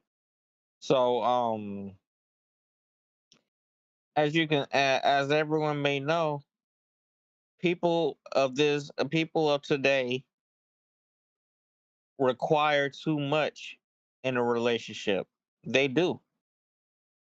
There's people who feel entitled to another person's pockets to, spend some money on them, and simply because, you know especially like for women, we might as well go ahead and jump into like, this type of scenario, colleague, with like, women, because I'm not saying that it's all of them, but it's those who make it bad for all the women that are much more God fearing and superior. The women who has this entitled mindset for to think that a man is obligated to spend money on them while they sit back and do nothing, absolutely nothing. And these has to be the type of women who has a very immature type of mindset, because you literally have nothing going on for yourself but to depend on somebody to do basic things for you. Things that you could be doing yourself, you're depending on a man to do, but claim that they're independent. No, that's not being independent. It's called being a user. You're basically in a relationship with that person for the wrong reasons, or getting married for all the wrong reasons, because you really just want what want to be around the man, yeah, that particular dude, just for your personal gain. Am I right, colleague? Of course. Manipulate, Um, manipulation, and power. yeah, yeah. Go ahead. Go That's ahead. um very a very touchy subject, especially when um you don't really expect what's going on in the house. I'm saying, me as a guy, like, assuming, as a man, assuming what's going on in the house, as a woman's like, taking care of, you know, of a child, or just taking care of the house, for that matter. What else could be happening at the house? Or not even if not even that. Even if both parties are at the house, it's at the beginning of like the courtship where the guy has to like do the dates, has to initiate conversations, has to validate the girl's feelings, has to, the stuff seems to be stacked. The general stuff is stacked against, men. And what is so annoying is that um, it literally feels like a um, trying to think of the thing. It literally feels like a revolving door when it comes to dating, or it feels like um, what is it, like window shopping when it comes to Yes. dating. Um, Whereas like the women get to see who you are, and then if they don't like you, they can go to another person.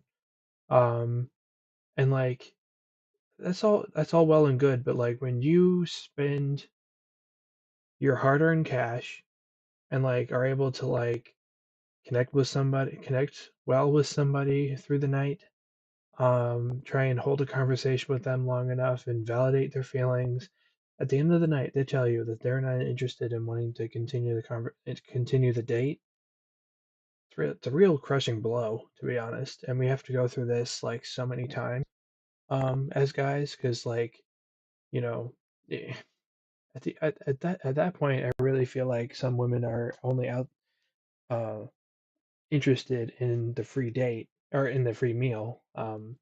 They get all dressed up, they go on the date, but then they're like, do I really like him? But they're also in this mindset of, oh, I get free food. So, Right. And people also need to realize that relationships are more than just, you know, material possessions. It's not about what a person can do for you. It's about compromise and having that particular security and closure. For those who may not know. And since we're on this subject, I also want to say that it should really be an equal partnership. Both partners should be able to like provide. Well, yeah, should be able to like contribute to a certain factor, not just one person doing all the work. Because all these little gender role plays is what even creates a debate. But I feel like what me and my colleague here is like talking about is just a very fun debate. Am I right? can you explain that a little bit further? Like what you just said. Um, I said, am I right on what I said? That this is a fun debate that we're pretty much having regarding yeah, relationships and the people involved, all parties involved. yes. Well, I want to say like dating has truly changed over the years, over the decades for that matter, centuries even. Like courtship has definitely changed drastically, drastically. Um, and especially with today, with things moving so fast that like you go on a date one day with one person and then go on a date on with somebody on another day.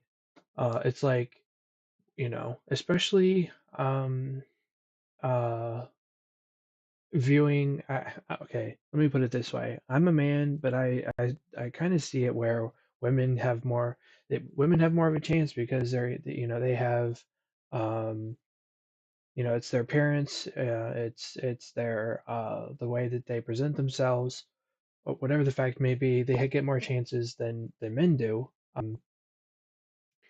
And with that fact is they have so many more options for guys to like roll in their DMs and to ask for dates and so many things. Like at the end of the day, they feel so spoiled and so entitled to the fact that they could easily get any man that they want, while the guy has to work, twice, even three times as hard, probably infinitely as hard to achieve the same success. Um, Yep. and so, I mean, it's not rocket science to understand that. It's not new news either.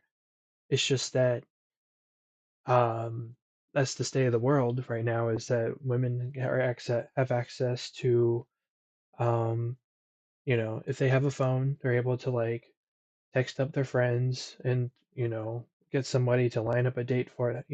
Get their friends to line up a date with somebody.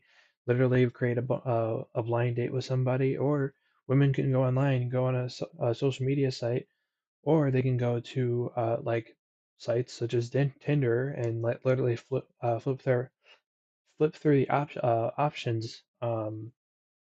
Within a few minutes, and they'll have like 1,000 people that they met with. And I don't know. I just feel like, for me at least, I feel like women have it a lot easier in the dating phase, and like it kind of feels like they don't have to try very hard because um it's kind of like an audition, if you will, for the guys. They have to like perform all these different things initially before this date even starts to be able to get the girl interested and then get her on the date, but then she tells you she's not interested, so you're kind of confused. So, On top of everything else, women also have it easier than men because they could even get away with telling lies. Us men can't because we're often seen as a threat to society. So yes, literally, it feels like a slap to the face to us men, and also like punishment. Don't you agree, colleague? yes. I was going to continue with like, being confused is that like it's kind of a kick in the groin when it comes to a girl at the end of the night telling you, even after you pay the dinner, that she just tells you, "Oh, thank you, but I'm not interested anymore." Like, okay, I just paid for your date that we just had, and you're telling me now that you're not interested? I mean, that's kind of a crushing blow. I mean, that's kind of really sucks, to be honest, because you go through all that work, you go through all that hoopla of lining up everything, of lining up the date. You finally go on the date. You talk for an hour or more about anything particular or interesting with a woman. She literally just looks at you and tells you, "Hey, like, are can you do all these things for me?" And then at the end of the night, she'll be like, I'm not interested." And it's kind of uh, uh, a crushing blow. It really is.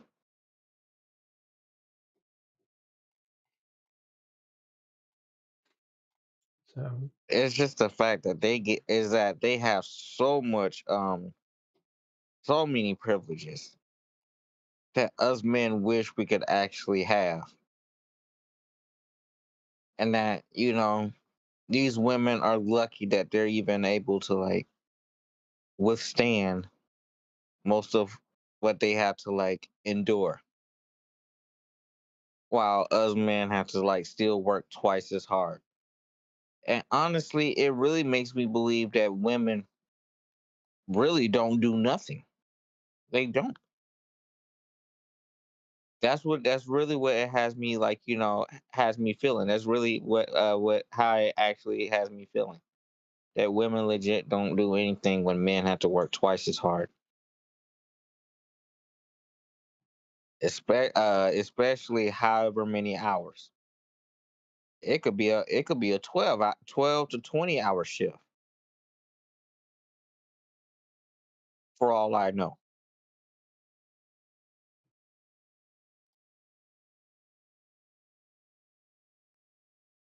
Is there anything you would like to say, colleague, about the whole thing? Um. Uh. Honestly, um.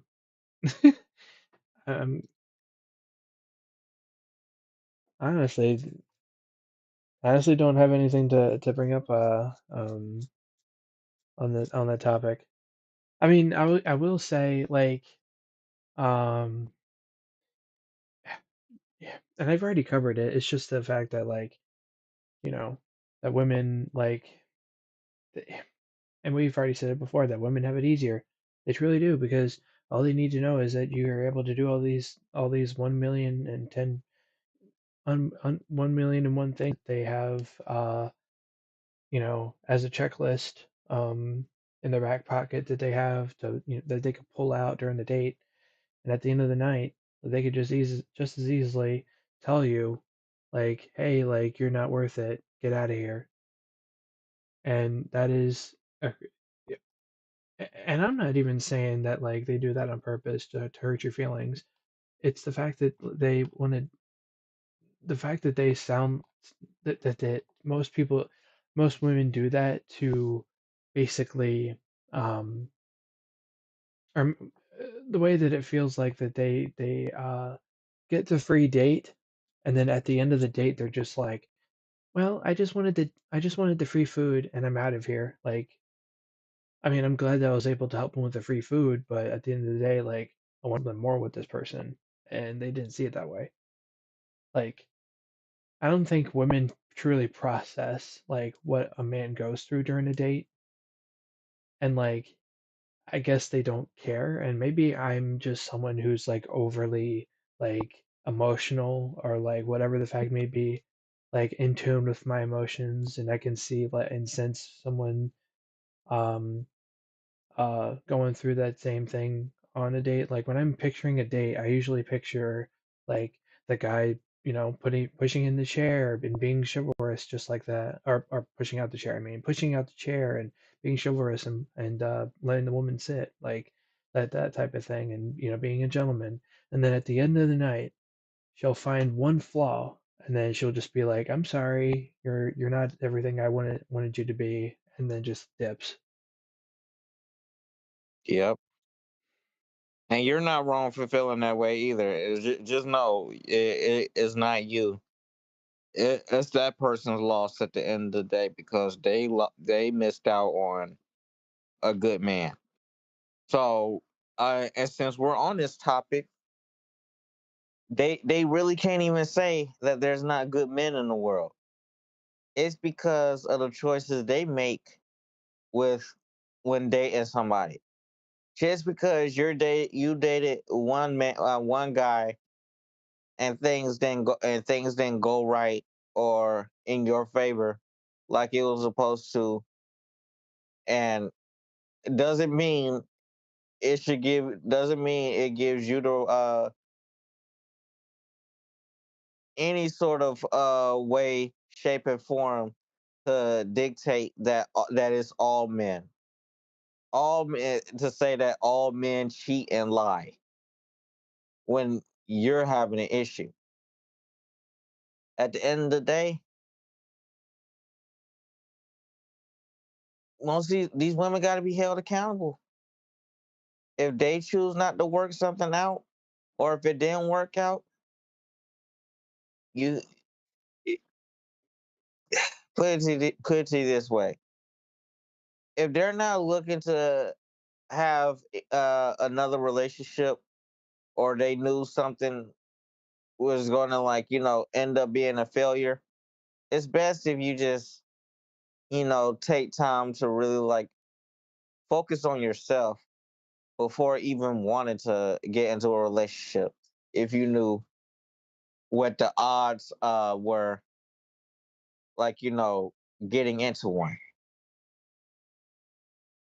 And yes, the only thing women ever got to worry about is getting their hair, nails, and feet done, on top of, having a child, which I really don't want to get into, because, you know, everybody here knows the process of women having babies. I feel like I don't even need to elaborate. And yes, I know it's painful. I can't really say too much because I'm not a woman, and I'm not saying women don't have it harder within that regard either. But it's just like they mainly have most aspects that that are equipped easier. Is there anything you like to say, colleague, about all this? Yes, well, I don't know. I would say like, especially growing up, I feel like women got the not necessarily the limelight, but more so, maybe it is the limelight. They were able to like, basically women are able to, shine and be the stars, and are able to be anything and everything, because everything was given that to them at a young age. And I'm not saying that like every woman gets everything when they uh grow up at a young age, because there's a lot of women that are, they're homeless, or they're in foster homes, or in adoption homes, and there's a lot more unfortunate situations. But as for a majority of the women out there, it seems like they grow up in a home where they're treated as number one, and they go out in the world, and the world sees them as number one, and the cameras are all on them, and they get all the attention, and like literally all these guys are competing for these women, and I feel like it's just easy for them, because they're able to, you know, they go on these sites like OF, and they flaunt their shit on uh, on these sites, and I get that it's a, Yeah. I get that it's a career, but also they flaunt their shit online, and then they wonder why, uh, um, or they do that, and then they get paid, and then they do that. It's like it's easy for them, and but they count it as work, so they do it Yeah. anyways. But they think it. I want to have a world to think that that's hard work. Like, I don't And know. that is not hard work. And don't even get me started. Yeah, don't even get me started on that aspect of how women generate money. Yes, they do. They have definitely evolved in that matter. Yeah, yeah, they have literally evolved in that matter, having a way to generate that source of income. They have to, like, literally degrade themselves in order to, like, literally get paid. OnlyFans, Pornhub, all these other sites, all these other, like, sites for, like, having some sort of, like, romance with somebody. That's just a way for them to generate some income. See, they got it easy because all they have to do is just show off some cleavage, and then they're already getting paid. Us men, like you said, have to work twice as hard. We got to work hard for money and literally grind our asses off. That ain't, and it's not an easy grind. For most of us, it is literally a slow grind because it's not gonna the process is not gonna be any faster. So yeah, and also touching on the topic with like, women degrading themselves. Most of them expect us men to have to respect their boundaries and to like not speak out about what it is that they're wearing. And even those who have boyfriends. And I'm like, you mean to tell me that your boyfriend got you leaving the house wearing these tight hugging clothes, showing off every curve that you could possibly can, but want a man to respect you? And you're dressed up like a you know what, like a goddamn hooker. You're dressed up like a hooker. How how do you even expect us men to take you seriously as, you know, being a woman? If you're one of those who wear clothes that are to design provocatively, such as jean shorts that hugs every curve, tight fishnet you know, attires. You know where I'm coming from, colleague, because you see women do this all the time. And also wearing like, see-through clothes. That's where I was getting at. But they want us men to respect them and not say anything, because otherwise we're coming off as creeps and weirdos, and wanna make us catch want to give us a charge. What anything you like to pretty much share about this topic, colleague? I think you hit the nail on the head. If you want to keep going, you can. I think, at least from from where I stand, at least for me, like I didn't really give the dating scene a solid chance because growing up, I didn't really focus on dating. I was a student. I was a very proud student. I took my work very seriously in school, but I did have those phases where I liked a girl, but I did not really do anything about it. Um, I, in a way, tried to tell this girl in question that I was invested in wanting to talk to her, and then I just heard crickets, or uh, the response was very vague, or like uh, not even a clear no. It was that like I was putting my foot forward to say like, hey, like I'm interested. You want to keep going? You want to go on some sort of a outing together or something of the sorts? And I just heard nothing. I heard crickets. So that was a crushing blow when as a guy you don't even get a word back. Like you don't even get a no. You just get a either get a I'll think about it, and they never think about it, or they'll say, oh, I have a boyfriend when they probably don't have one. They're just saying it. Or To try to they just get you away from them. Yes. or they just walk away, and it's got to be harder than no is when they just outright walk away.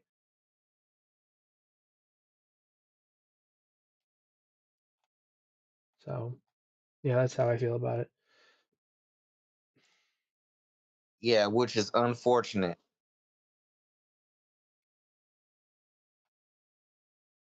Hell, and that's another thing too. Us men, we could accept being told the word no, but most of these women cannot.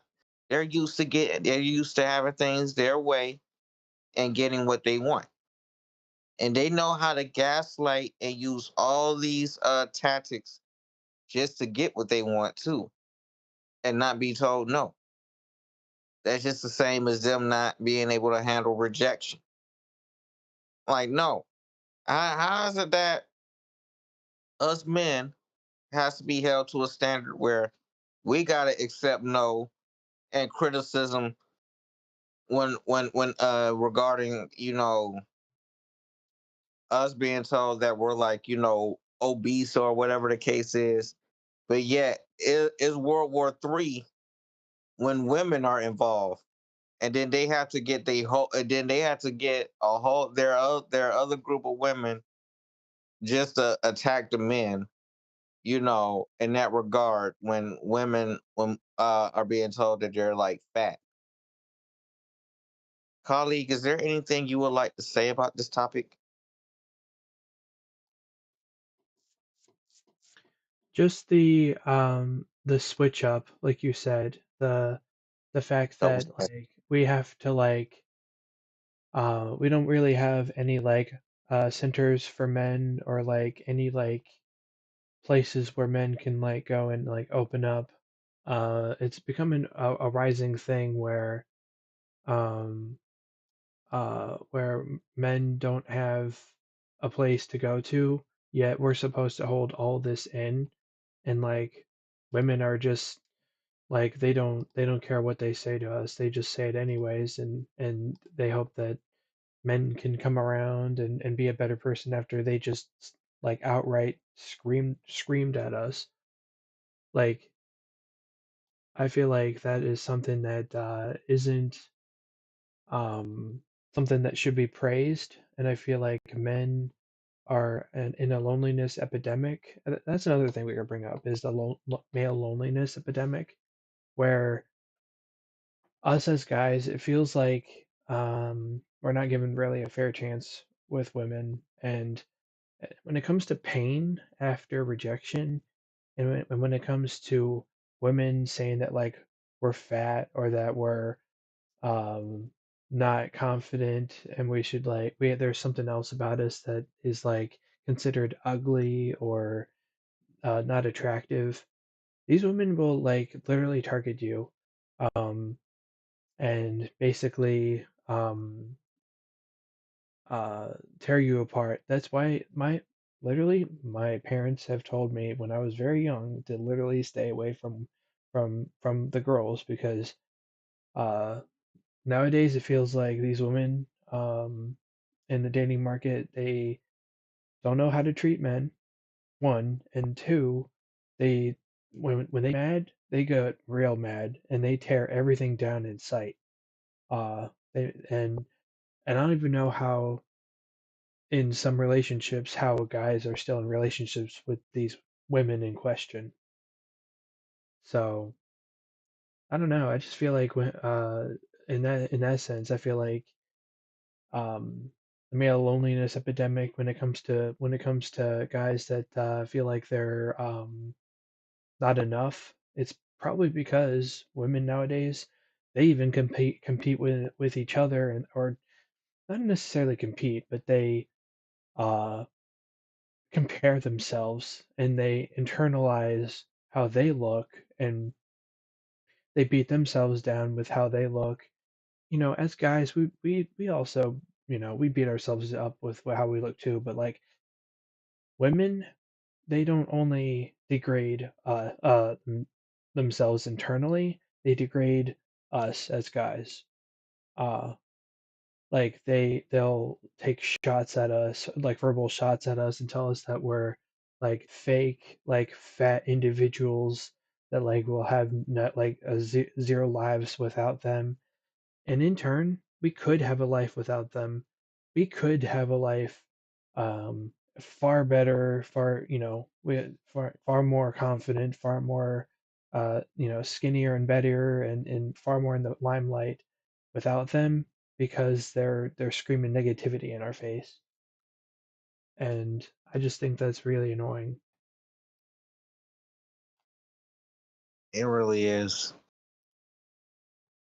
crazy to think that us men like value peace over drama, while women are the ones who enjoy all the chaos and creating issues, especially out of nowhere, because it's like they thrive off of it or something. That's all it is.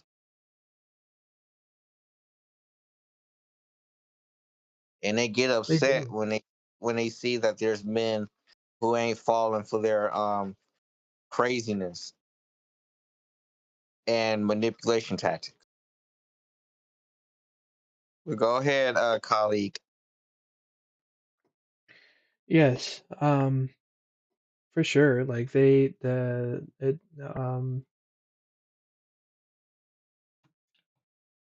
my thought just went out the window. I'm sorry, guys. Um, I'm gonna agree with what my colleague said um about the current state of dating and about the current state of how women are currently treating men, especially when they don't know what a man goes through, and the fact that they don't care, and uh how it seems like they move on very quickly after rejecting a guy. And just to to see when a guy switches up and acts like it didn't bother them whenever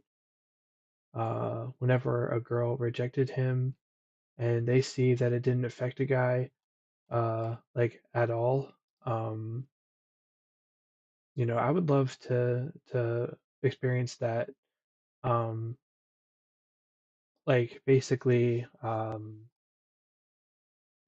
not basically immune to the pain of having to experience rejection over and over again, and having to have such a negative effect on all of us, not just men, but like on all of us. But I would say more specifically with men, because it happens far more with men. Yes.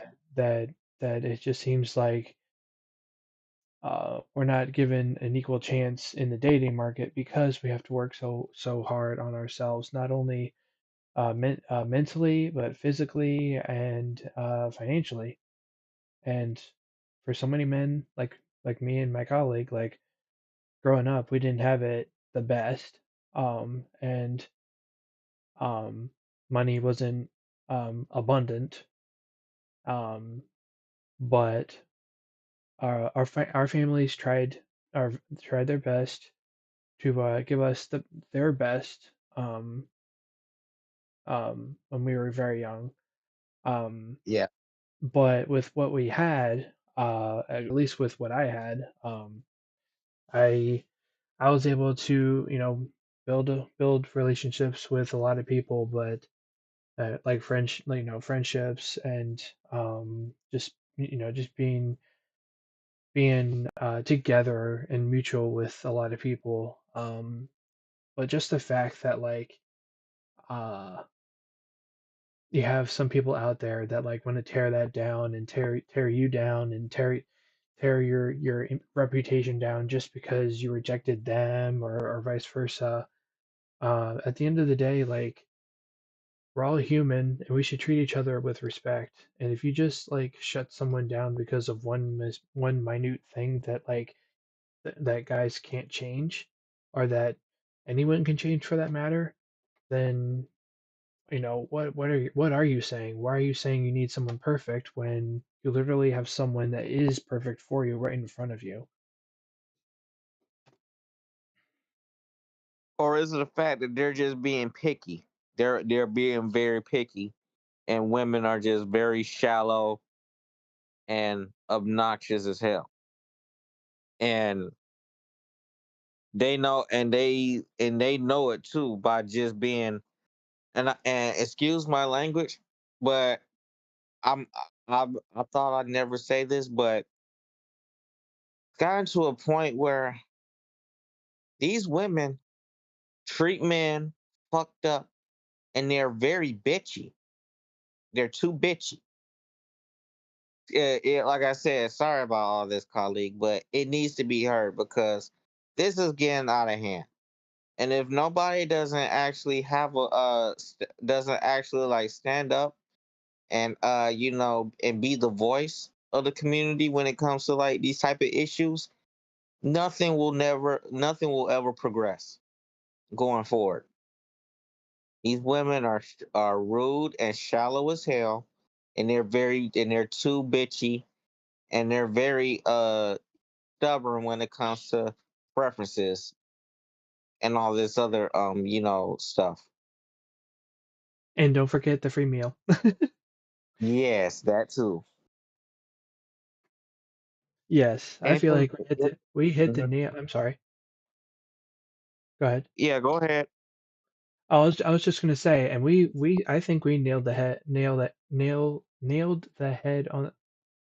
How does the saying go? Hit the nail on the head on that Yeah, one. hit the nail on the head with everything.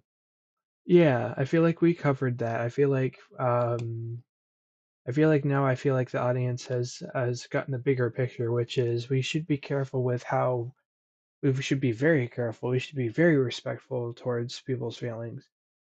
So, with that being said, I think we should move on to another topic. Is there anything else you would like to bring up, or we can actually move back to we can move back to WWE if you'd like.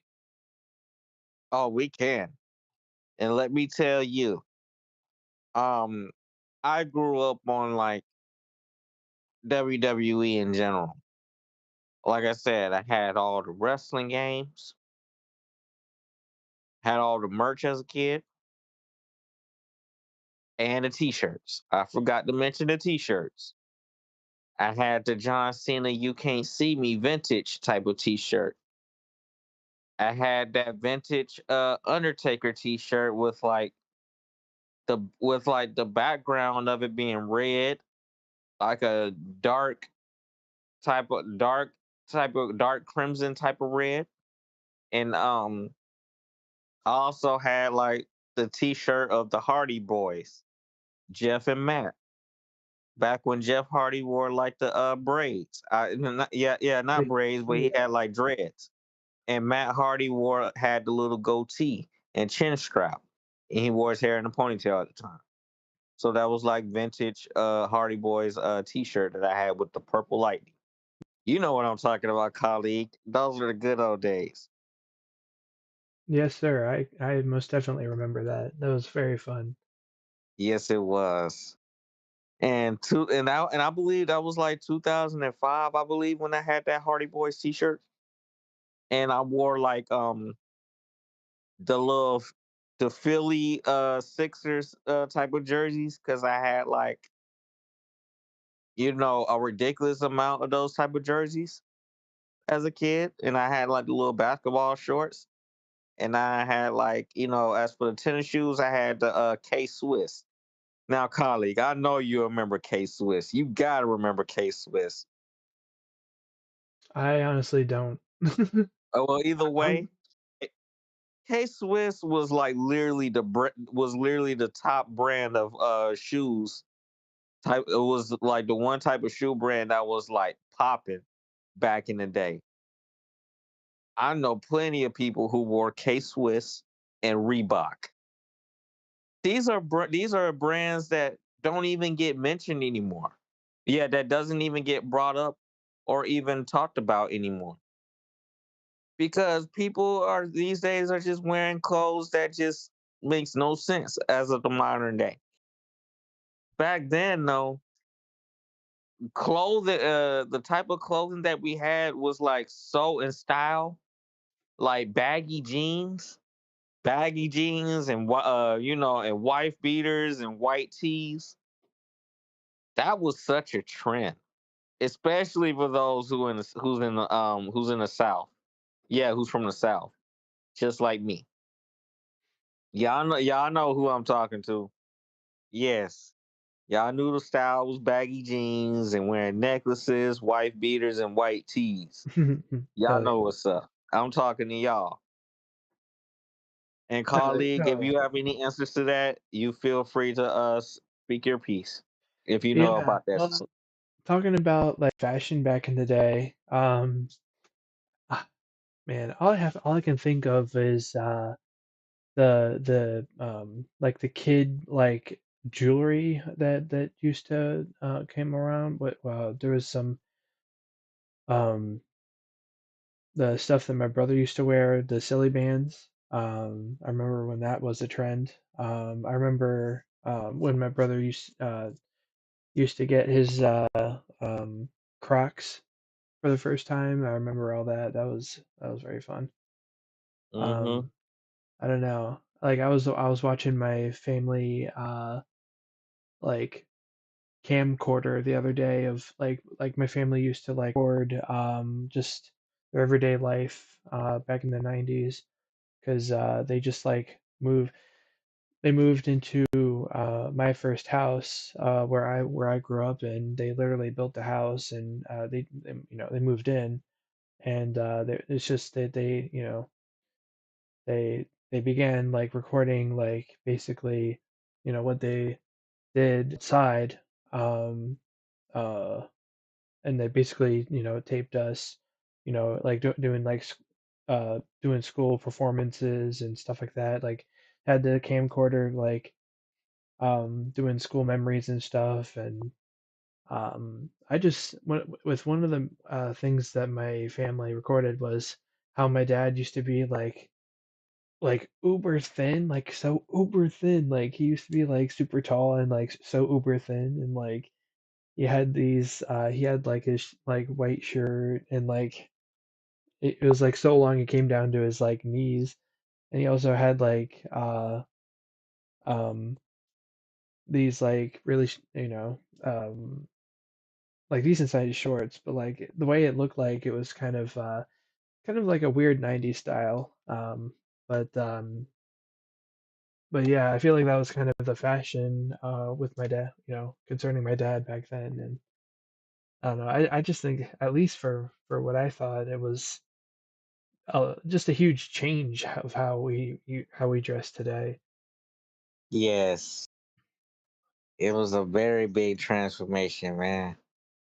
I miss the good old days of wearing the baggy jeans and white beaters, bro, and white tees. Cause that's another thing I want to mention too. Any of y'all who likes to wear like white clothes, especially like all white from from head to toe, make sure y'all clothes is clean. Cause anything that is white is never supposed to be dirty, and it's not a good look. It's not attractive either.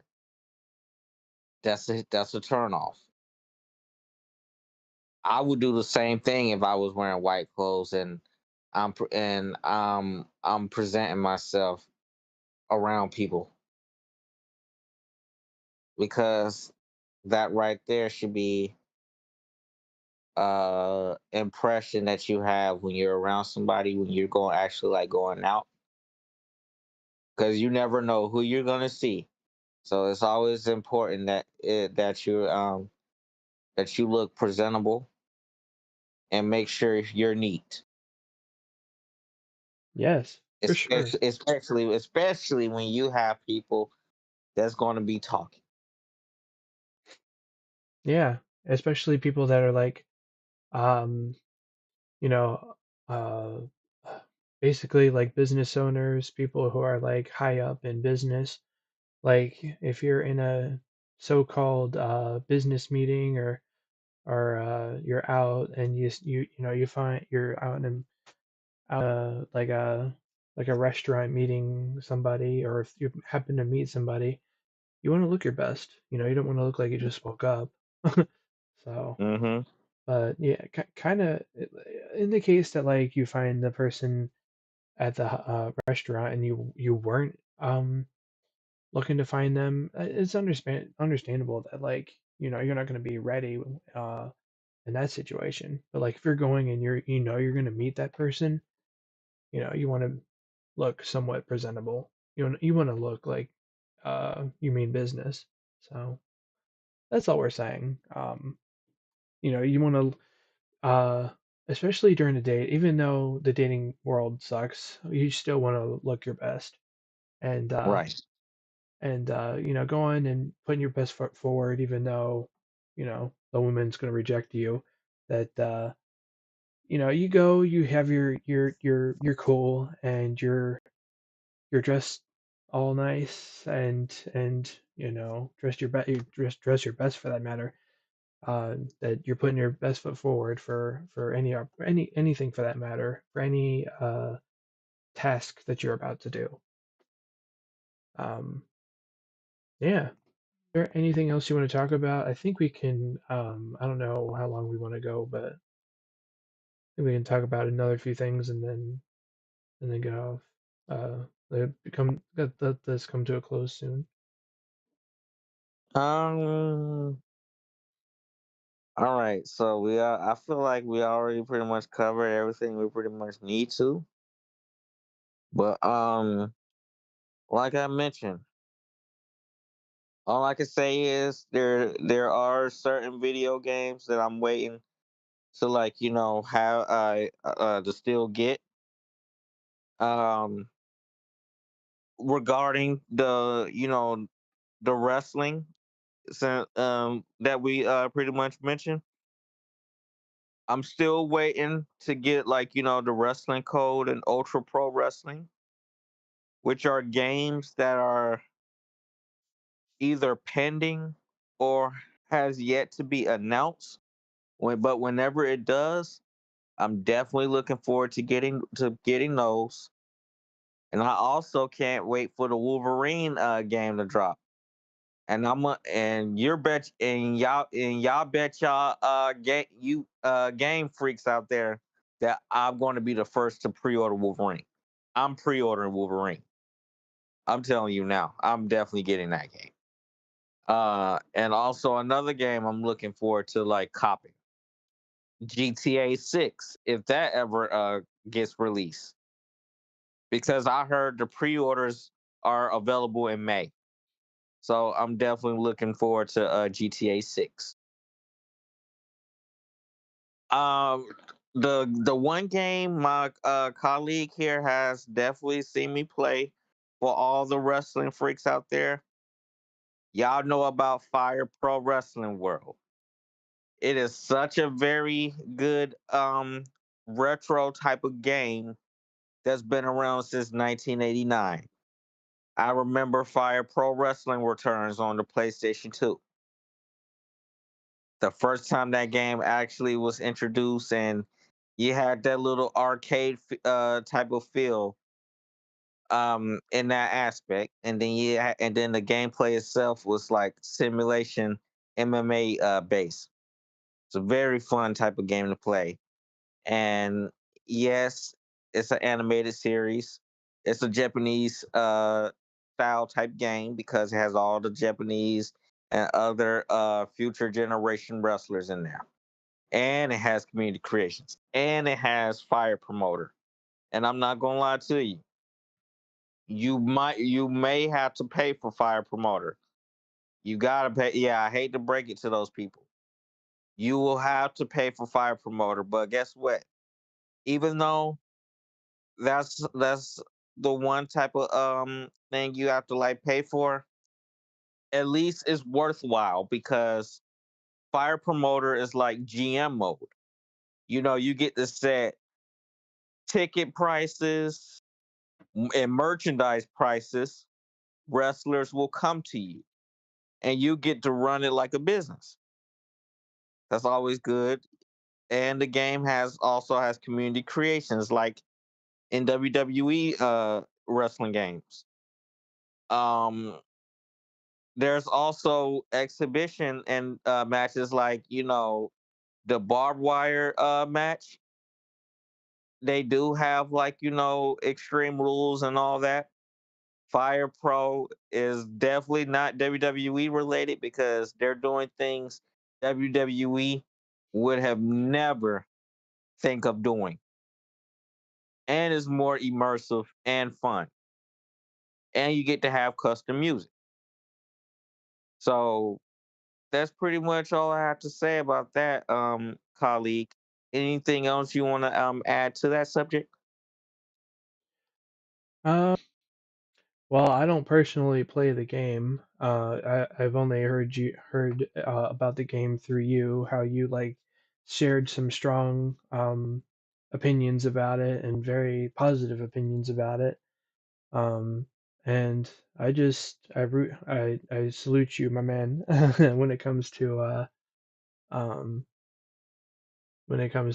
Fire Pro, because Yeah. like I said, I don't I even in the the live that we did yesterday, in the previous live that we did yesterday, I shared that I don't really play WWE games, or I haven't played WWE games in the past, as well as I haven't touched Fire Pro because that's a newer game. Like I don't know what that is, but Yeah, it's basically still an old generation style type of game, but it's live service because you get to play online with friends, and it's still going strong to this day compared to a game that comes that compared to games that get releases yearly. That releases yearly. okay. Well, yeah. So I was gonna say like um I'm uh I man, I'm getting tongue tied. Um, I don't play. I haven't touched that game because I don't. I didn't know about it until you said something to me. Hmm. Um, and I don't know. All I have to say is I salute you and the game success. Thanks, man. It really means a lot coming from you. Hell It yeah. really does. Well, yeah. Like I said, I don't play the games all because like I don't. I just like was I was just a fan of like watching the shows on YouTube, like And there's watching nothing wrong with that. WWE stuff on YouTube. Um, Hmm. I was able to find a lot of stuff on The Undertaker, a lot of stuff on a lot of different wrestlers. Um, it was something that I was very interested at one point. Like, I had my brother basically show me like what moves like this particular wrestler was doing, and how like it was like such a insane thing to do. And then uh Hmm. um I don't know, I feel like my brother kind of evolved, and he doesn't watch WWE anymore. Like it's not for him anymore, but for me, I do keep up with it from time to time. And um yeah. Absolutely. Yeah. Uh, well, is there anything else that you would like to talk about? I think we can, uh, um, if you do have something to talk about, we can continue talking. Otherwise, we can bring on our closing remarks. Yeah, I think we could pretty much, you know, sign out since we really covered up everything that we needed to regarding our community, and we should all want better. For sure. Like, yeah, um just to lend an olive branch to what he just said. Like, just being clear about what you want with somebody, and being respectful, and being attentive towards people, especially when you're texting them. Even though there's a larger crowd of people, especially with women, I feel like when they are getting a million texts from everyone, it feels like when you go to, as a guy, when you go to text a girl, like you don't know how many texts the woman's getting. um, so like when you don't get a text for like a week, or not even at all, like it kind of feels like a shot to the heart. So it's kind of annoying, and you have to move on. But just being attentive towards getting back to people, and responding carefully and honestly to somebody, respectfully. Right. um, yes.